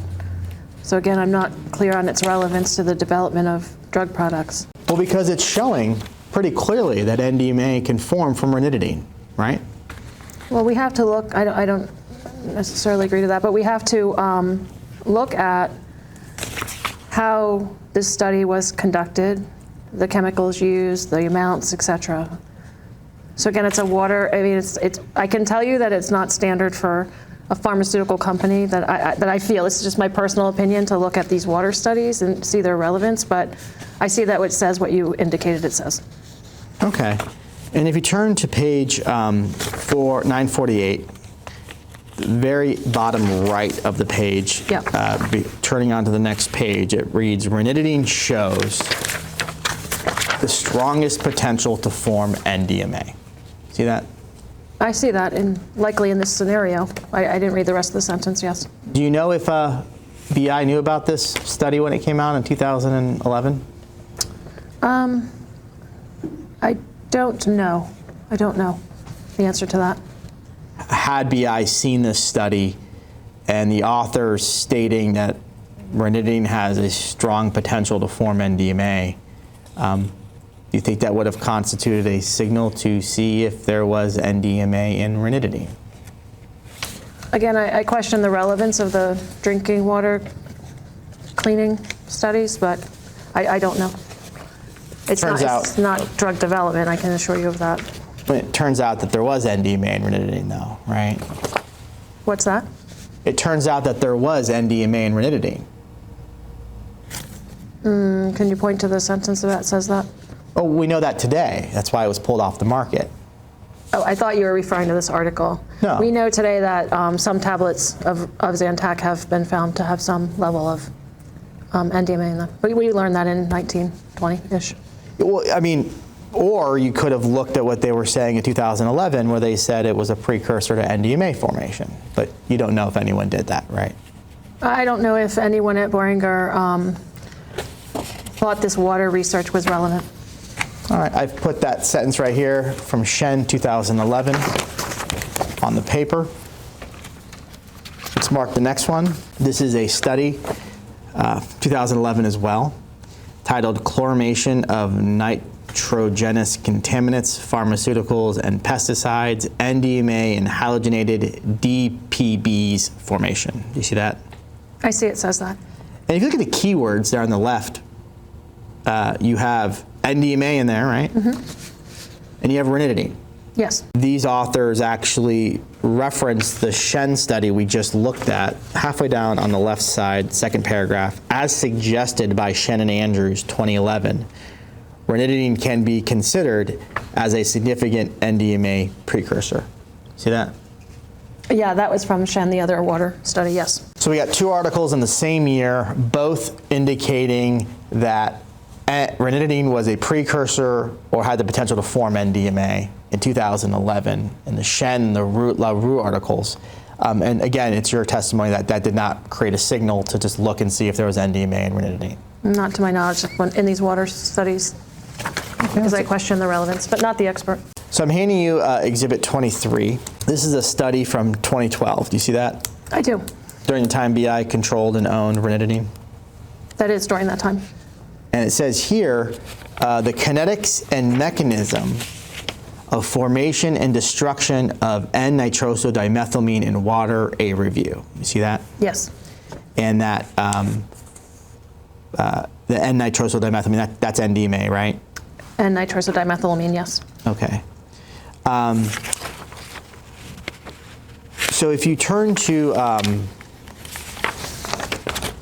page 5, there's a section titled Pharmaceuticals and Personal Care Products. Do you see that? Yes. It says, halfway down, it says, among the tested pharmaceuticals, ranitidine has the highest potential to produce NDMA. You read that correctly. All right. Again, peer-reviewed article. During the time, BI controlled it, saying that ranitidine has the highest potential to produce NDMA, but that did not create a signal to go see if there was NDMA in ranitidine. I can't really speak to this. I don't believe, or I don't remember seeing this before, but separation and purification technology in water, I'm, again, not sure of the relevance, not an expert. It says here, it says ranitidine has the highest potential to produce NDMA. That's what it says. Yes, it does say that. Okay. And notwithstanding that sentence being in a journal article, it did not cause BI to go see if there was NDMA in ranitidine, correct? Yeah, I don't know if Boehringer had this article in separation and purification technology. I can't really speak to it. I mean, doesn't BI like monitor all the literature to see any reference or discussion of ranitidine? We have a process that monitors the medical literature for pharmaceutical products that we own. And we do that at least annually and report that to the FDA. Yeah, and so you look to see if there was references to your product, ranitidine, in the literature, right? Well, there's a process behind it where we look at keywords in medical literature, which I don't know if separation and purification technology in water qualifies under that category. But I mean, you go on PubMed, right? PubMed is the database of academic articles that's made available by the National Institutes of Health, right? Yes, I'm not sure that's what they use, but that you're correct in your statement. Okay, it's free to anybody. Anyone can access PubMed and search it, right? Yes, that's correct. And if you go into PubMed and you search ranitidine, you'll find this document, these studies. I don't know. I mean, I haven't done that. I don't know. I'll represent to you that you do, because I have. Okay, that's fine. I'm not arguing the point. I just don't. And so it seems to me that if BI is taking its commitment to pharmacovigilance seriously, they're going to go to PubMed and search for ranitidine to see if there's anything published about their drug, right? So BI takes its literature searching very seriously. Okay. And we look at the scientific literature. We have pharmacovigilance experts that look at it very closely. We report it to the FDA. So there's a very I would call it a significant process behind that for not only this product, but all of the products that we market. Okay. But that said, you don't know if they found any of these studies saying that NDMA could be formed by ranitidine, right? Right here today, off the top of my head, I don't know if this is if this is a Boehringer document. It looks like it's GSK, so I don't know if we had it, but I just can't answer the question. I just don't know. I'll hand you another study. This is Exhibit 24, and this is an article. It looks like it was published in 2012, right? Yes. And I won't even get into reading the specifics of it. Sure. The title of the article, NDMA formation by chloramation of ranitidine, kinetics and mechanism, right? Yes, that's correct. And this is an environmental science and technology journal, right? Right. And so the title of this is clearly linking NDMA formation to ranitidine. This is yet another drinking water clarification study. Yeah, and it's linking NDMA to ranitidine. Yeah, I can't speak to that. I'm not the expert on this article. Can you read the title? I can read the title. Has the words NDMA and ranitidine in it, correct? NDMA formation by chloramination of ranitidine, kinetics and mechanism. That's right. It's talking about NDMA formation by chlorination of ranitidine. I can't draw conclusions based on the title. But it mentions those words. I just read the title. Right. Okay. So I put the title up here. Again, this title linking NDMA to ranitidine, the study, no signal, right? Your literature listed there? I just listed the title of the study Right. I see it listed. and didn't create any signal to go look at NDMA and ranitidine, right? That's correct. Okay. Give it 25.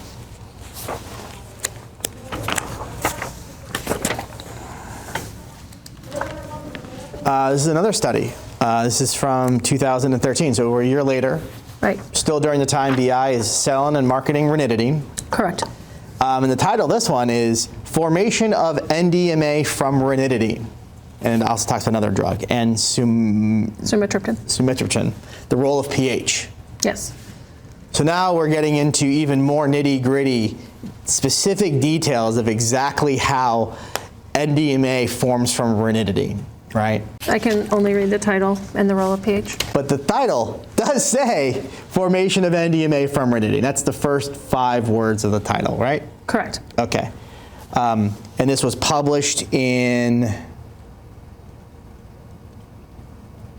Water Research, correct? Correct. Okay. Again, if you look at the keywords, you got NDMA and you got ranitidine, right? Right. Again, this would have to be evaluated. I don't know what pHs they looked at. I'm not an expert on this. Sure. But again, it's your testimony that even though there's literally a title of a study talking about the formation of NDMA from ranitidine, didn't create any signal to go see if there was NDMA and ranitidine, right? In this water research, again, the devil is in the details. I haven't analyzed this. I'm not an expert here. All right, I've put that title up here on Shen 2013. Let's look at the next one. Okay, this is Exhibit 26. This is a study from 2014, correct? Yes. Also during the time period when Boehringer, a BI, was selling and marketing ranitidine products. Yes, Boehringer owned it then. Okay. Title of the document is Formation Mechanism of NDMA from ranitidine, trimethylamine, and other tertiary amines during chlorination and a computational study. I probably said half of that right. That's another water study, we'll call it, in environmental science and technology. Great. Talking about how NDMA forms from ranitidine, right? I can read the title. I'm not an expert on this. It's a water study.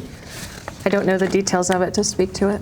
But you would agree that the title of the study specifically is talking about NDMA formation from ranitidine.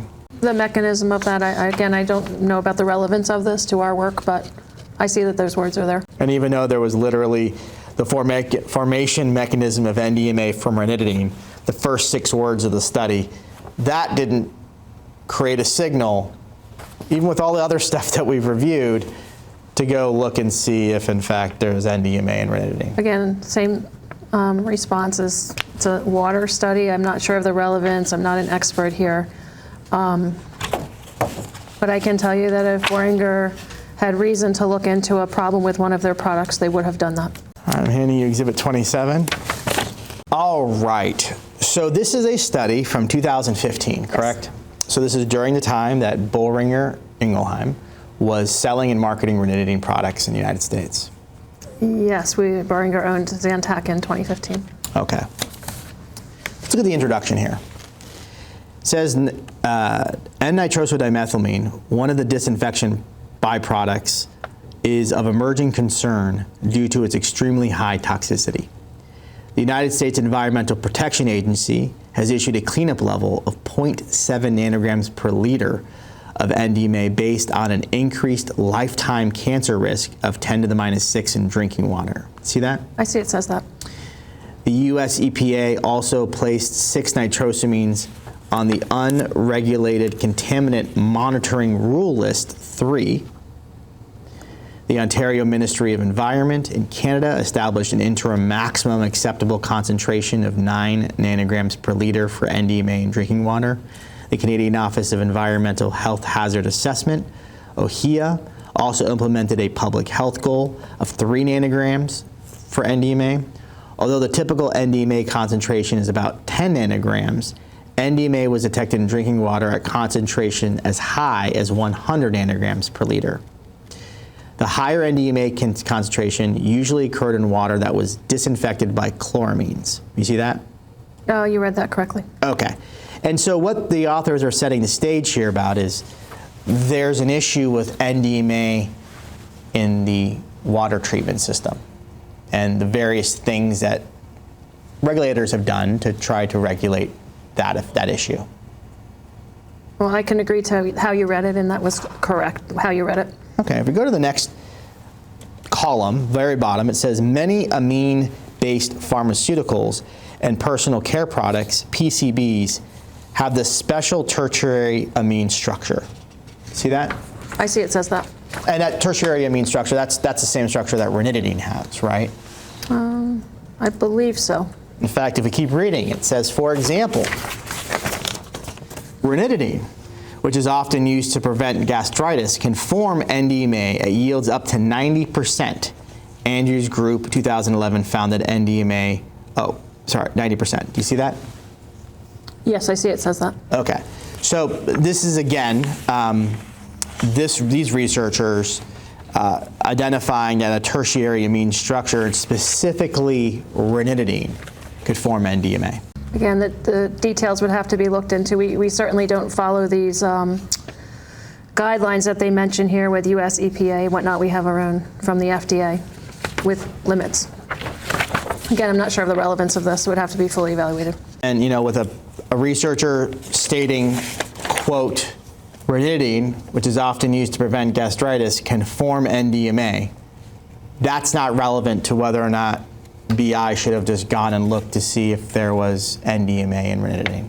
Boehringer did not specifically look for NDMA when we owned the product, because when we monitored for it, we had no signal, no reason to do that. I mean, you say that, but we've spent quite a bit of time today going through all these literature studies that we discussed from the 80s and 90s, studies in the 2000s, all these studies repeatedly linking ranitidine to NDMA in the context of drinking water. And despite all this accumulating research that we've seen here, it's your position that BI had no reason to actually look at ranitidine to see if there was NDMA. My statement is that when we owned the product, we monitored the product, and we had no signal during 2006 to 16 that would lead us to look for something like this in our product. All the stuff on those charts, no signal, right? There's literature on everything out there. I'd have to look at the relevance of it. But we monitor for safety through our pharmacovigilance and through literature review. I can't find my extra copies of these, so we're going to have to use my marked up one again. I'm sorry. It's the last one on the published literature, but this is a study I'm sure you're familiar with. This is, we'll take a look at it, and then let me know when you're ready, and I'll use this screen so we can share it. I've seen this study before. Let me know when you're ready to talk about it, and I'll share it on the screen and we can go through it. Let's try to go through it. So this is a study called the Zhang and Mitch study, titled "Oral Intake of Ranitidine Increases Urinary Excretion of N-nitroso-dimethylamine," right? Correct. And so that the title is directly saying that taking ranitidine increases the excretion of NDMA. That's what the title says. That's what the title says. Okay, now this study was ultimately retracted, right? It was. But that wasn't retracted until 2019, 2020, right? I don't know the date of the retraction, but I believe in what you said. But this was published in 2016, right? March of 2016. It's out here on the bottom. I can't see it, but I trust what you're reading is correct.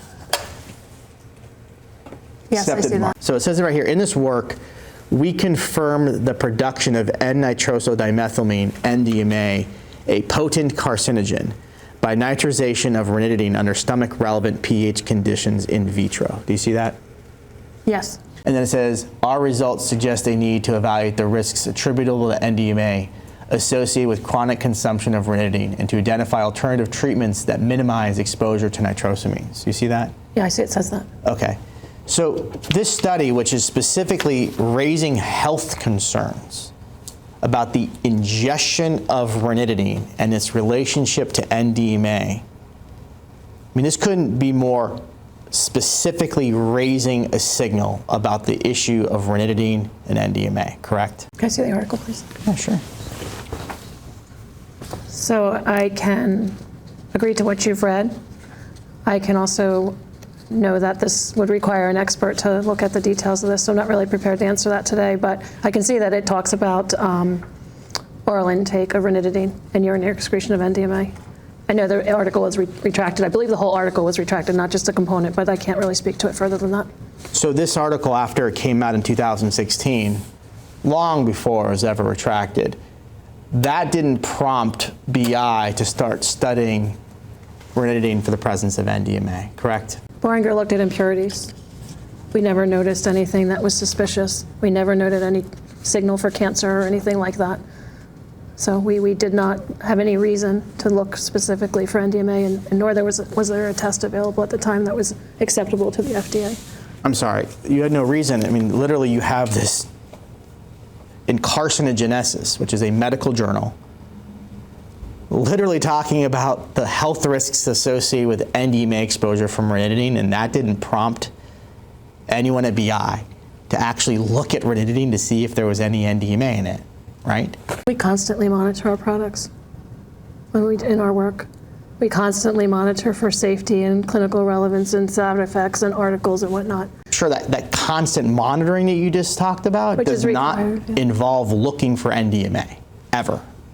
We didn't really have a path to go down to look for NDMA. We looked at our impurities. We have a known impurity profile. You didn't even try. There was no effort made by BI after this article comes out in a peer-reviewed medical journal linking ranitidine to NDMA. Never once did BI even attempt to see if there was NDMA in ranitidine, correct? The article was retracted, but we did not specifically look to for NDMA. We didn't even have a proper test for that until 2019 when the FDA identified it. BI didn't even bother to look before it was retracted, correct? Boehringer monitored their products appropriately when we owned it. Actually, what happened is after this article came out, a few months later, you got rid of it, didn't you? Oh, gosh, that is not. Wasn't it true that in 2017, or late 2016, a few months after the publication of this article, BI then negotiated and sold its OTC product line to Sanofi? In 2016, we sold our consumer healthcare products to take on animal health, which was a completely separate topic than what we're discussing today.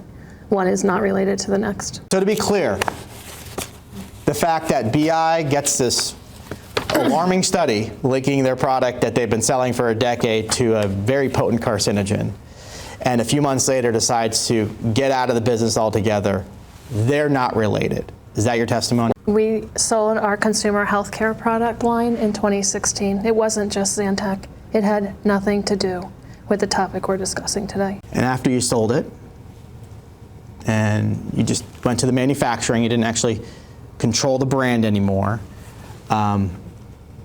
BI never went back to say, hey, maybe we should look at some of our products to see if there was any NDMA in it, right?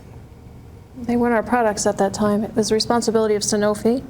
They asked Boehringer to do some work because we were their contract manufacturing organization. And we fulfilled all those requests. So to be clear, you no longer have a responsibility for the product after you sold it. Well, we were the contract manufacturing organization, so we did have that responsibility. But the interaction and the interface with the Food and Drug Administration would be the responsibility of the NDA holder. What about all those people who took your drug for a decade? Aren't you responsible for them? I'm not sure what you're asking. If patients are important to us, they are. Exactly. So you were selling ranitidine product in 1997, correct? For a short period of time, we sold a prescription product, Right. ranitidine, a different form, but nonetheless ranitidine. Sure, and when you say a different form, it's still ranitidine. It's not a different classification of medication, right? Well, it's a different chemical structure, and it's a different, we consider that a different product. That would be considered. It's not a different chemical structure. It's a different crystalline structure. It's the that's- same molecule. The crystalline structure is different. It would behave very differently It's the same molecule. in a different structure. It's the Yes, same molecule, right? in a different structure. Okay, and so when we looked earlier that the molecular interaction of the molecules that creates NDMA, there's absolutely no basis that it's different for Form 1 and Form 2. In fact, that's what GSK's root cause analysis says, right?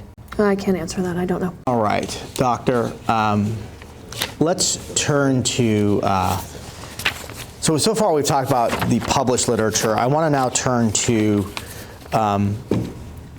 internal documents that relate to the discoloration of the Zantac product that BI observed over the years, okay? Sure.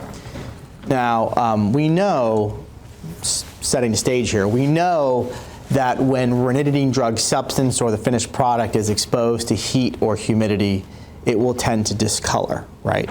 It can. It typically turns to a yellow brownish color, correct? It can. It's possible. And we all agree that NDMA is a pale yellow color, right? My understanding is NDMA, it's a liquid. It can be pale yellow.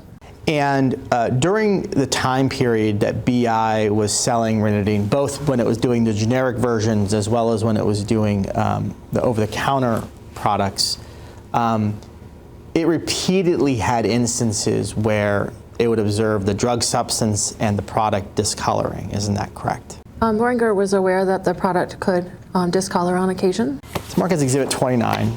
This is an internal inter-office memorandum within BI, correct? Yes. It's from September of 1994, right? Yes. And it's from A. Howie. Do you see that? I do.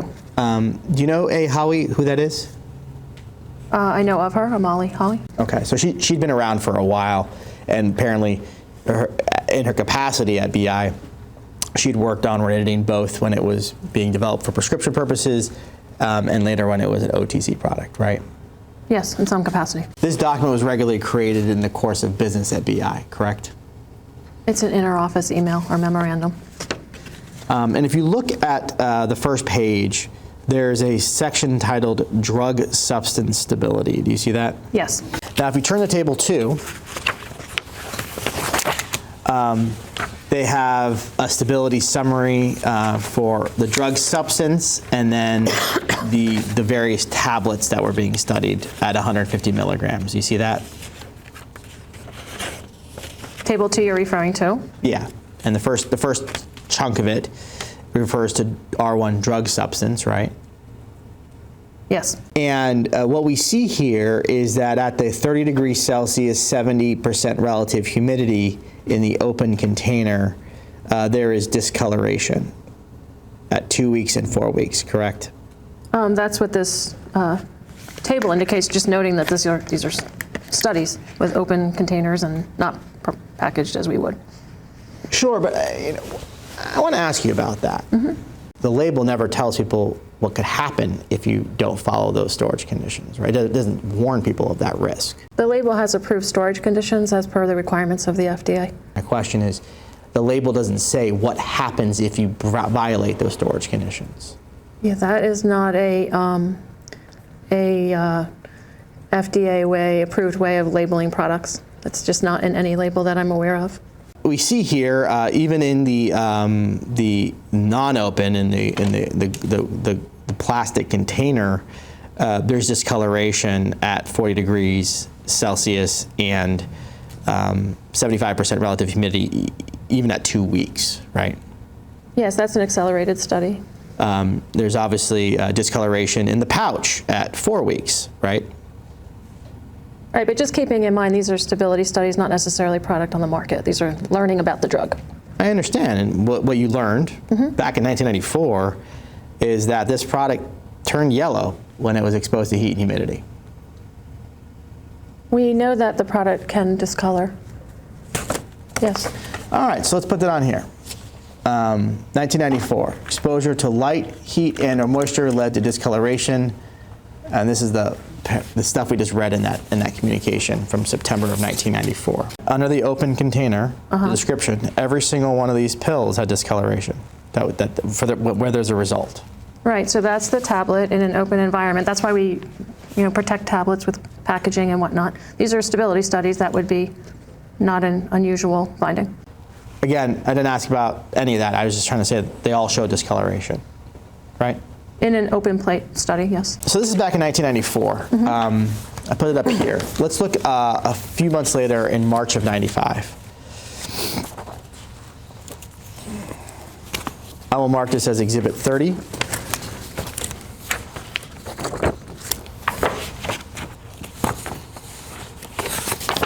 Thank you.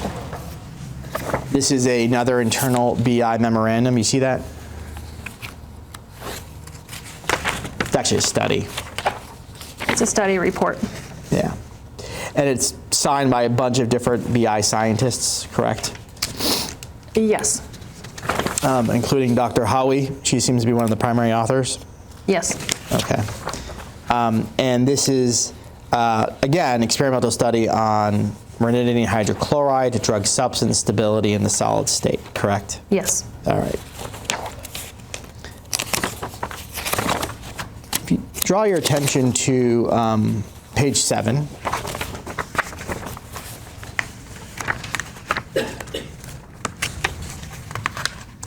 And we see here another reporting. It says exposure to light, heat, and or moisture led to discoloration. Do you see that? Yes. Sorry. All right. It also says in the conclusion, study results showed that moisture has a deleterious effect on R1 stability in the solid state. Drug decomposition, discoloration, and physical deterioration were observed for drug substances exposed to high humidity in open containers. See that? Yeah, I see that. If you turn to page 10, this is table 2. Here, again, they're just having a similar chart where they have a plastic bottle and an aluminum pouch. Do you see that? That Yes. was my question. Okay. And then so if you see down here, for example, the aluminum pouch for the drug substance was studied for 4, 12 weeks, and 20 weeks, right? I see that. That's 3 to 6 months at the outer end, right? 5 months, sorry. 5 months, yeah. Okay, I'm doing my math right there. And what it showed here was discoloration and free flowing in all 3 of those time frames in the aluminum pouch, right? At the highest temperature and humidity. It does, conditions that we don't store our product at, but this is a stability study, so again, not surprising. It also said that at 20 weeks it had a strong ammonia-like unpleasant odor, right? Oh, sample had a strong ammonia-like. Yes, I see that. Okay.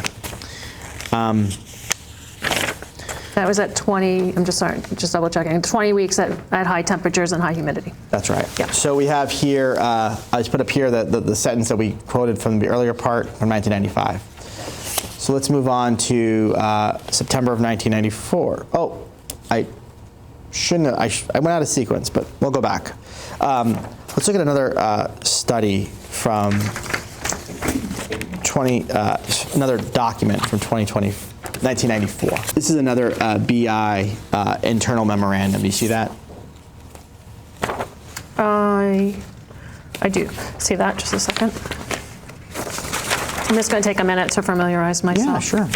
Okay, go ahead, I'll do the best I can. Sure. So this is a memo from September of 1994, right? Yes. And it looks like it's not an internal memo. It looks like it's actually being written to a co-developer at Hexel Pharmaceuticals, right? I don't know if they're a co-developer, but yeah, I just don't know that. But Hexel Pharmaceuticals, yes. And it was done by Fred Sexton, R1 Coordinator, Associate Director, Production Technology, right? Yes. Now, this issue with discoloration in ranitidine, it was so problematic that BI actually tried to conceal that discoloration by changing the color of the pill, right? No, that's not my understanding. Sorry. Why don't you turn this to the second page? Sure. To 2.2 formulation. Okay. It says the formulation for both the 150 milligram and 300 milligram tablets has been optimized. As you will note, the formulation information and the enclosed tablets, we have changed the color of the coating from white to orange and yellow for the 150 milligram and 300 milligram tablets, respectively. The rationale behind the color change was the occasional browning observed with both coated tablets and cores. While there appears to be no impact analytically, our intention was to mask any potential surface discoloration with the coating color. See that? I see it says that. So it says right here, they changed the color to mask the discoloration. Well, we use a color coding for many reasons. For this time, it was to mask the potential surface discoloration. That's literally what it says. I see the sentence says that. My opinion is slightly different, but I do see that someone in an email wrote that sentence, or in a document wrote that. 1994, were you at the company yet? No. Okay, so this is before your time. Yes. And this is the original development of a ranitidine product for BI. And they state very clearly to this other company that they changed the color specifically to mask discoloration. That's the intention. They said that's the intention, was to do that.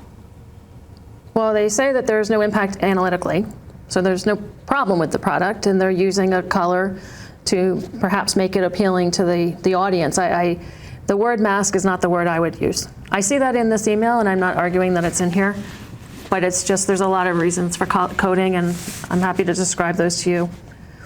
Sure. And one of them is to make it more aesthetically pleasing, but it doesn't mean I wouldn't have used that word, and there's no impact analytically. So. Well, you say there's no impact analytically. They weren't testing for NDMA in 1994, were they? Yeah, I don't know as much about what they were testing back then, but we would test for impurities and whatnot in our products likely. But I don't know about the testing, almost 30 years ago.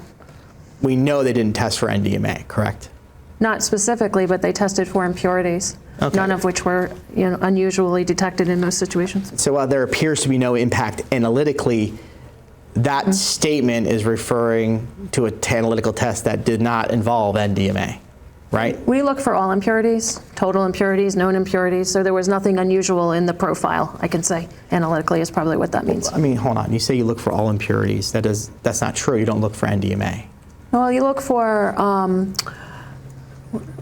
we look for our known impurities, primary impurity, secondary impurity, and then we have a group of total impurities that are not specifically identified at all times. Less than 2% of the product. This is all standard drug development. I understand. But you say you test for all impurities. Let's be very, very specific. You do not test specifically for NDMA, and never have. No, and nor did we see any signal for NDMA. We'll kick that hornet's nest. But the point I'm making here is to say that there was no analytical impact, you cannot say that that's ruling out NDMA, correct? Again, I don't know specifically what they tested in this case, but apparently they looked at it analytically for impurities likely, and nothing was known to be discovered. I wouldn't have personally used the word mask. I would have used maybe to color it for aesthetic reasons or whatnot, but it's I see the document says that. When ranitidine is exposed to heat and humidity, it causes the formation of NDMA, right? Well, we have known that since 2019, 2020, that whole situation, but the color of the product we don't know has any relationship to NDMA. We know that there's a potential inherent in the product to be able to discolor on occasion, but that's never been linked to NDMA that I'm aware of. How could you possibly say that when your company has never studied the issue?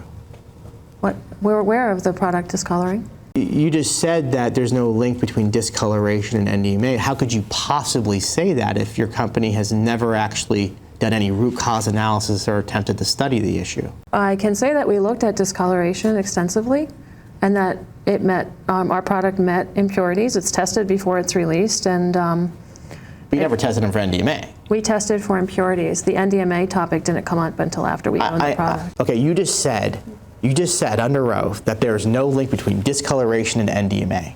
What is the basis of that statement? That discoloration is a known entity that can occur in the product. How would we know? I don't personally know of any link between discoloration and NDMA. Well, let's try one. Okay. Okay? The more heat and the more humidity you expose ranitidine to, you get more NDMA. We agree on that, right? We know that's recently, yes. Okay, we know the more heat and humidity that you expose ranitidine to, the more discolored you get, right? We know that the product can discolor under some conditions. But the Seems product like they're is- linked. No, that's not true. I mean, that's logic, right? I mean, Well, no, let me explain that to you if Sure. I may. The product is off-white to yellow. Some of the impurities that are known are even off-white to yellow. You've mentioned NDMA. I mean, there would be no reason to believe that any color challenge with the product is NDMA. I mean, the amount of 96 milligrams of NDMA, albeit yellow, is like 1/500th of a grain of salt. So we would never be able to pick that out in a tablet. So the things that make NDMA make discoloration. Discoloration is yellow and NDMA is yellow. But just to be clear, you're saying there's no connection between discoloration and NDMA. They're correct. I'm saying that there couldn't possibly be with the amount of NDMAs we're talking about.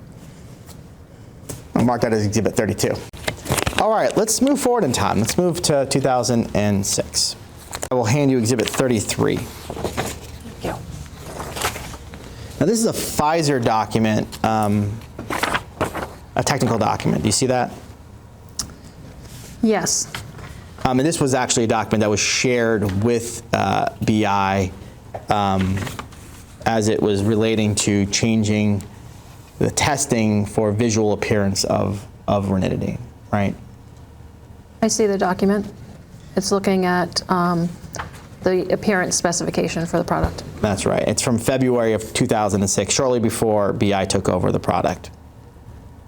Right. At the end of '06, we took it over. They go on to explain. The color change that is observed on the surface of the tablets is attributed to the degradation of the ranitidine HCI. The degradation pathway of ranitidine HCI has been reported in the original NDA, in which sensitivity to elevated temperature and moisture is discussed, and the slow development of a brown color was observed in samples which were exposed to accelerated stability conditions. Do you see that? I do. There's chemically something happening to the ranitidine molecule, and that was known in 2006. Every product degrades, and we have a degradation profile for ranitidine, if that's what you're asking. That's right. And that degradation profile for ranitidine was that it would get discolored, right? Well, we knew it was sensitive, yes, to moisture and humidity, heat. That's not a surprise to us. So I'll just put on here, the color change that is observed on the surface of the tablets is attributed to the degradation of the ranitidine HCI. And I have on here that quote that we just went through, okay? That's fine. Okay. All right. Let's go to the next one. I'm going to hand you what has been marked as Exhibit 34. Here you go. Thank you. And these communications between BI and DSM and internally within BI, these were made in the regular course of BI's business activities, correct? It's a business exchange in 2007. All right, great. Let's go to the first page. Looks like now we have a response ultimately from Dr. Howie to Kathy at BI. And she writes, "Dear Kathy, absolutely, please rest assured that any change to the formulation or color tablets process, etc., is well beyond the realm of regulatory affairs." And then she writes, "DSM has asked BI to review a request for changing the regulatory method for the description test procedure for how the color is described for the Zantac 75 milligram, particularly upon long-term storage. This goes back a few months apparently and was discussed and agreed upon with Pfizer but not implemented yet. In a nutshell, currently the analyst simply looks at the tablets and verifies that the tablets are pink without a reference to color, since there are various shades of pink. DSM would like a color description to be less subjective. So they are proposing to use some color swatches for the analyst to ensure that different analysts describe various shades as pink. All this would have been fine, except the reason for the change is that DSM has observed that some of the Zantac 75 milligram batches appear to be very dark pink and almost brown in color for some of the stability batches approaching the 24 months time point at 25 degrees Celsius, 60% RH. Do you see that? Yes. 25% C, 25 degrees C, 60% RH. That's not accelerated, is it? I don't know about exactly what study they're talking about here. I do know that they're trying to further define the term pink. That's what this email is about.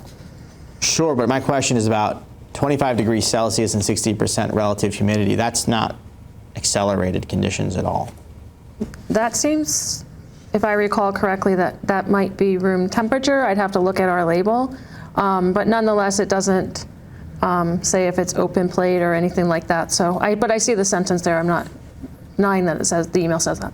And he's saying, like, they're very dark and almost brown in color when they approach 24 months at that stability at 25 degrees Celsius, 60% RH, right? Right, so we're aware again of the color, the discoloration of the product can happen in some instances, but we also are very careful about our release of product and impurities and whatnot, so every batch is tested to make sure that it meets our needs. All right, I got that email up here that we just wrote. DSM has observed that some of the Zantac 75 milligram batches appear to be very dark pink and almost brown in color for some of the batches, stability batches approaching the 24-month time point at 25 C, 60 RH. Presumably the color change is not accompanied by a significant increase in impurities. All right, let's move on to the next one. New Exhibit 35. Thank you. So if you, this is a series of emails between DSM and BI employees, correct? Yes. And we have, if we just turn to, these emails were sent in the regular course of BI's business activities, correct? Likely in 2007. And if we turn to, if you want, in the email, the bottom of page ending in 266 and continue on to the next page, there's an email from Dr. Howie to Mitten and al. At DSM. You see that? Yes. Okay. And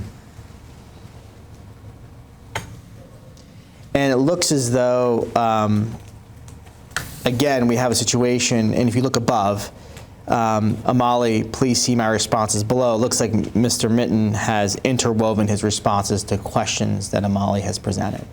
You see that? Yes. And Amali asks, frequency of discoloration and time frame, is this observed in all aged batches? Is it only observed at 24 months? You see that? I do. And Mr. Witten response, we see a color change in most aged tablets. Typically, there is a development of some brownish, grayish color to the pink. They do not look exactly like a freshly manufactured tablet, but they still conform to specification. Do you see that? I do. All right. So when it says they still conform to specification, that's the specification that allows for a certain percentage of unknown impurities, right? That's included in our release specification, yes. I understand. So then in tablets, then you're understanding there can be up to 1.2% of unknown impurities.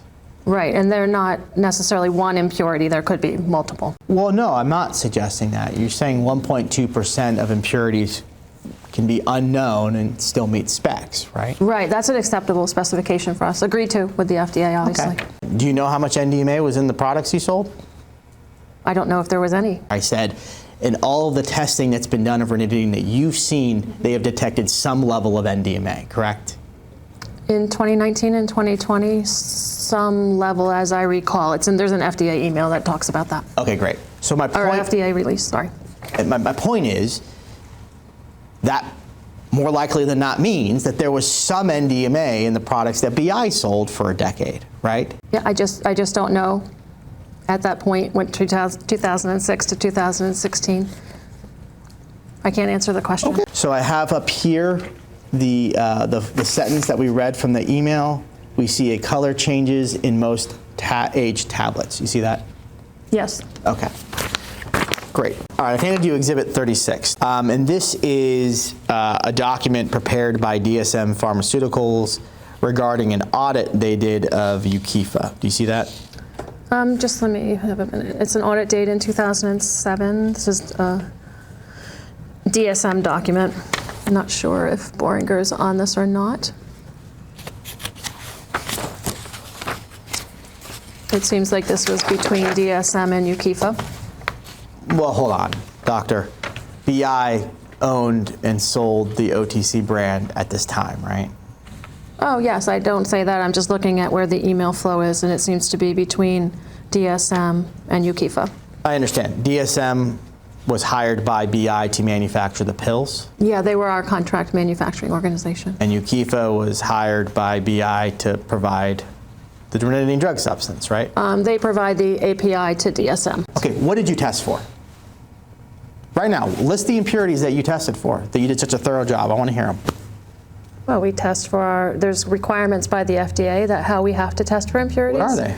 And we test for our primary impurity, our secondary impurity, total impurities. There's requirements that we have to agree to with the FDA regarding testing of impurities. And when we owned the product from 2006 to 16, we had that specification, which was agreed to by the FDA, and we tested against that. One last thing I want to ask you about. I'm going to mark this as Exhibit 39. And as we go through it, there are multiple examples of various API and other stability tests showing how Zantac is changing color and degrading, right? Yeah, I've seen this slide set before. I am challenged to speak to it. It's a slide set, but it's I just don't know what this is related to. It's an open plate study, and I've read through this before. It has samples of placebo and Zantac and cores and samples. So I can tell you this is not a solid study that's done on stability. I'm not sure what this is related to. That's pretty gross. I mean, look at that. They're completely brown. You see that? It's hard to see, but I can see it on your slide. So these pills look like they've basically, after 5 weeks, they look like pieces of rust, right? Well, again, this is why it's hard for me to speak to this. So it does not look, as per release specifications, of course, it's stored at high temperatures, it's stored in an open environment. This is not really how we handle Zantac under normal conditions. So I don't know what this slide set is related to. Yeah, but even at 45 degrees Celsius and 75 relative humidity, within a month, it's turning into this. I mean, that's not a stable product, right? I can't speak to these because I don't know what the background is. Let's look at the 6-month data. Here's a Zantac Coolmint. You can see here that they've turned yellow. You see it's brown inside the core there? Yeah, I can't really define that color from here with Yellowish these pictures. brown, right?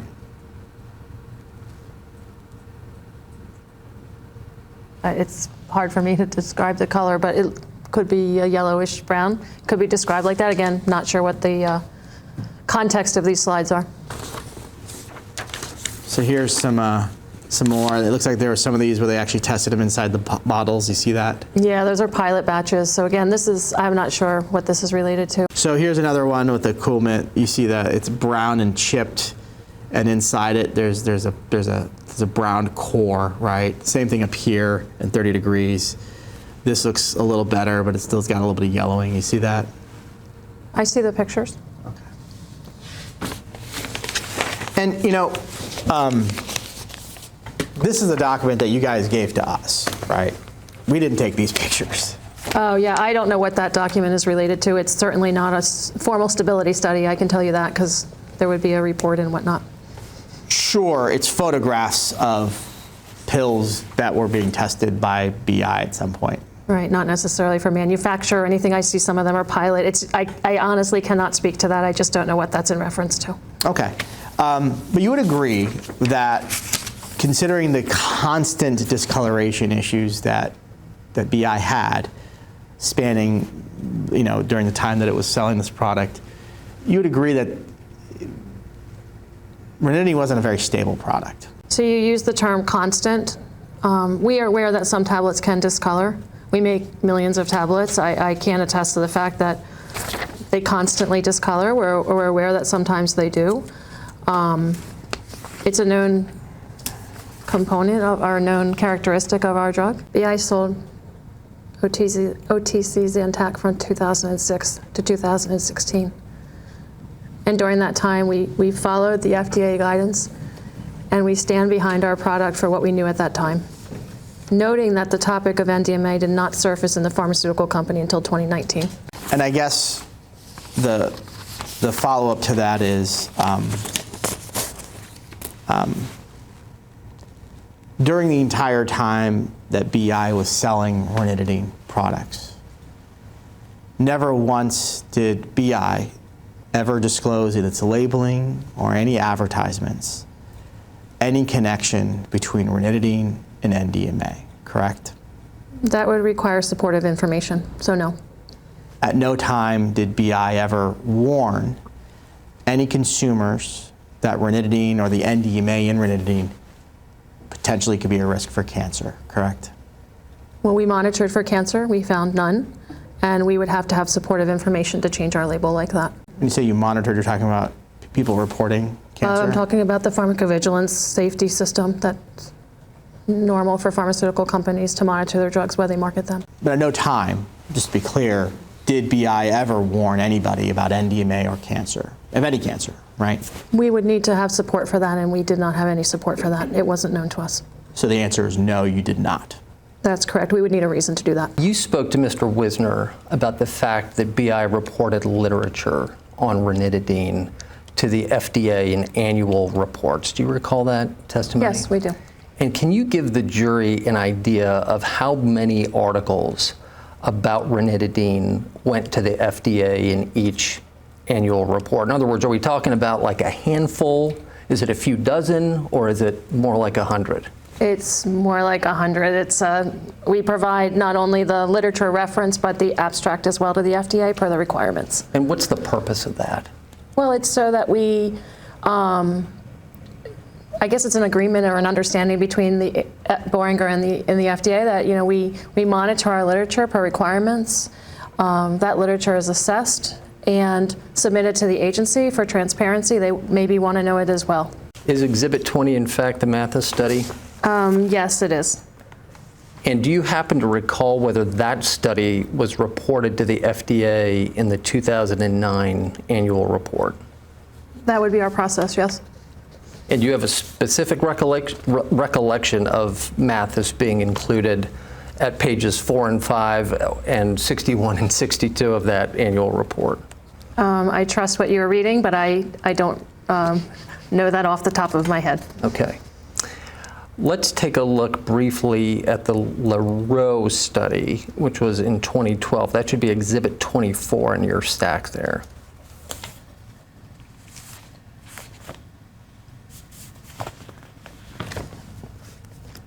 I have that.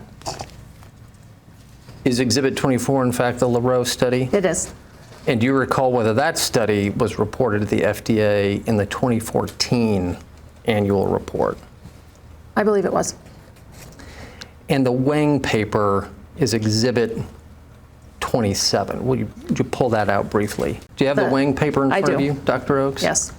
Do you have any reason to disagree that that study was reported to the FDA in 2016 in the annual report? I have no reason to disagree with that. And if BI reported these studies to the FDA, what does that tell us about whether they were evaluated by BI for their clinical significance? Oh, they would have been. To your knowledge, did FDA ever follow up with BI about any of those studies that we just covered that were reported to it? From what I have read and understood, no, they did not. Did Mr. Wisner show you any study that existed before 2019 that related to the formation of NDMA in a ranitidine tablet? No.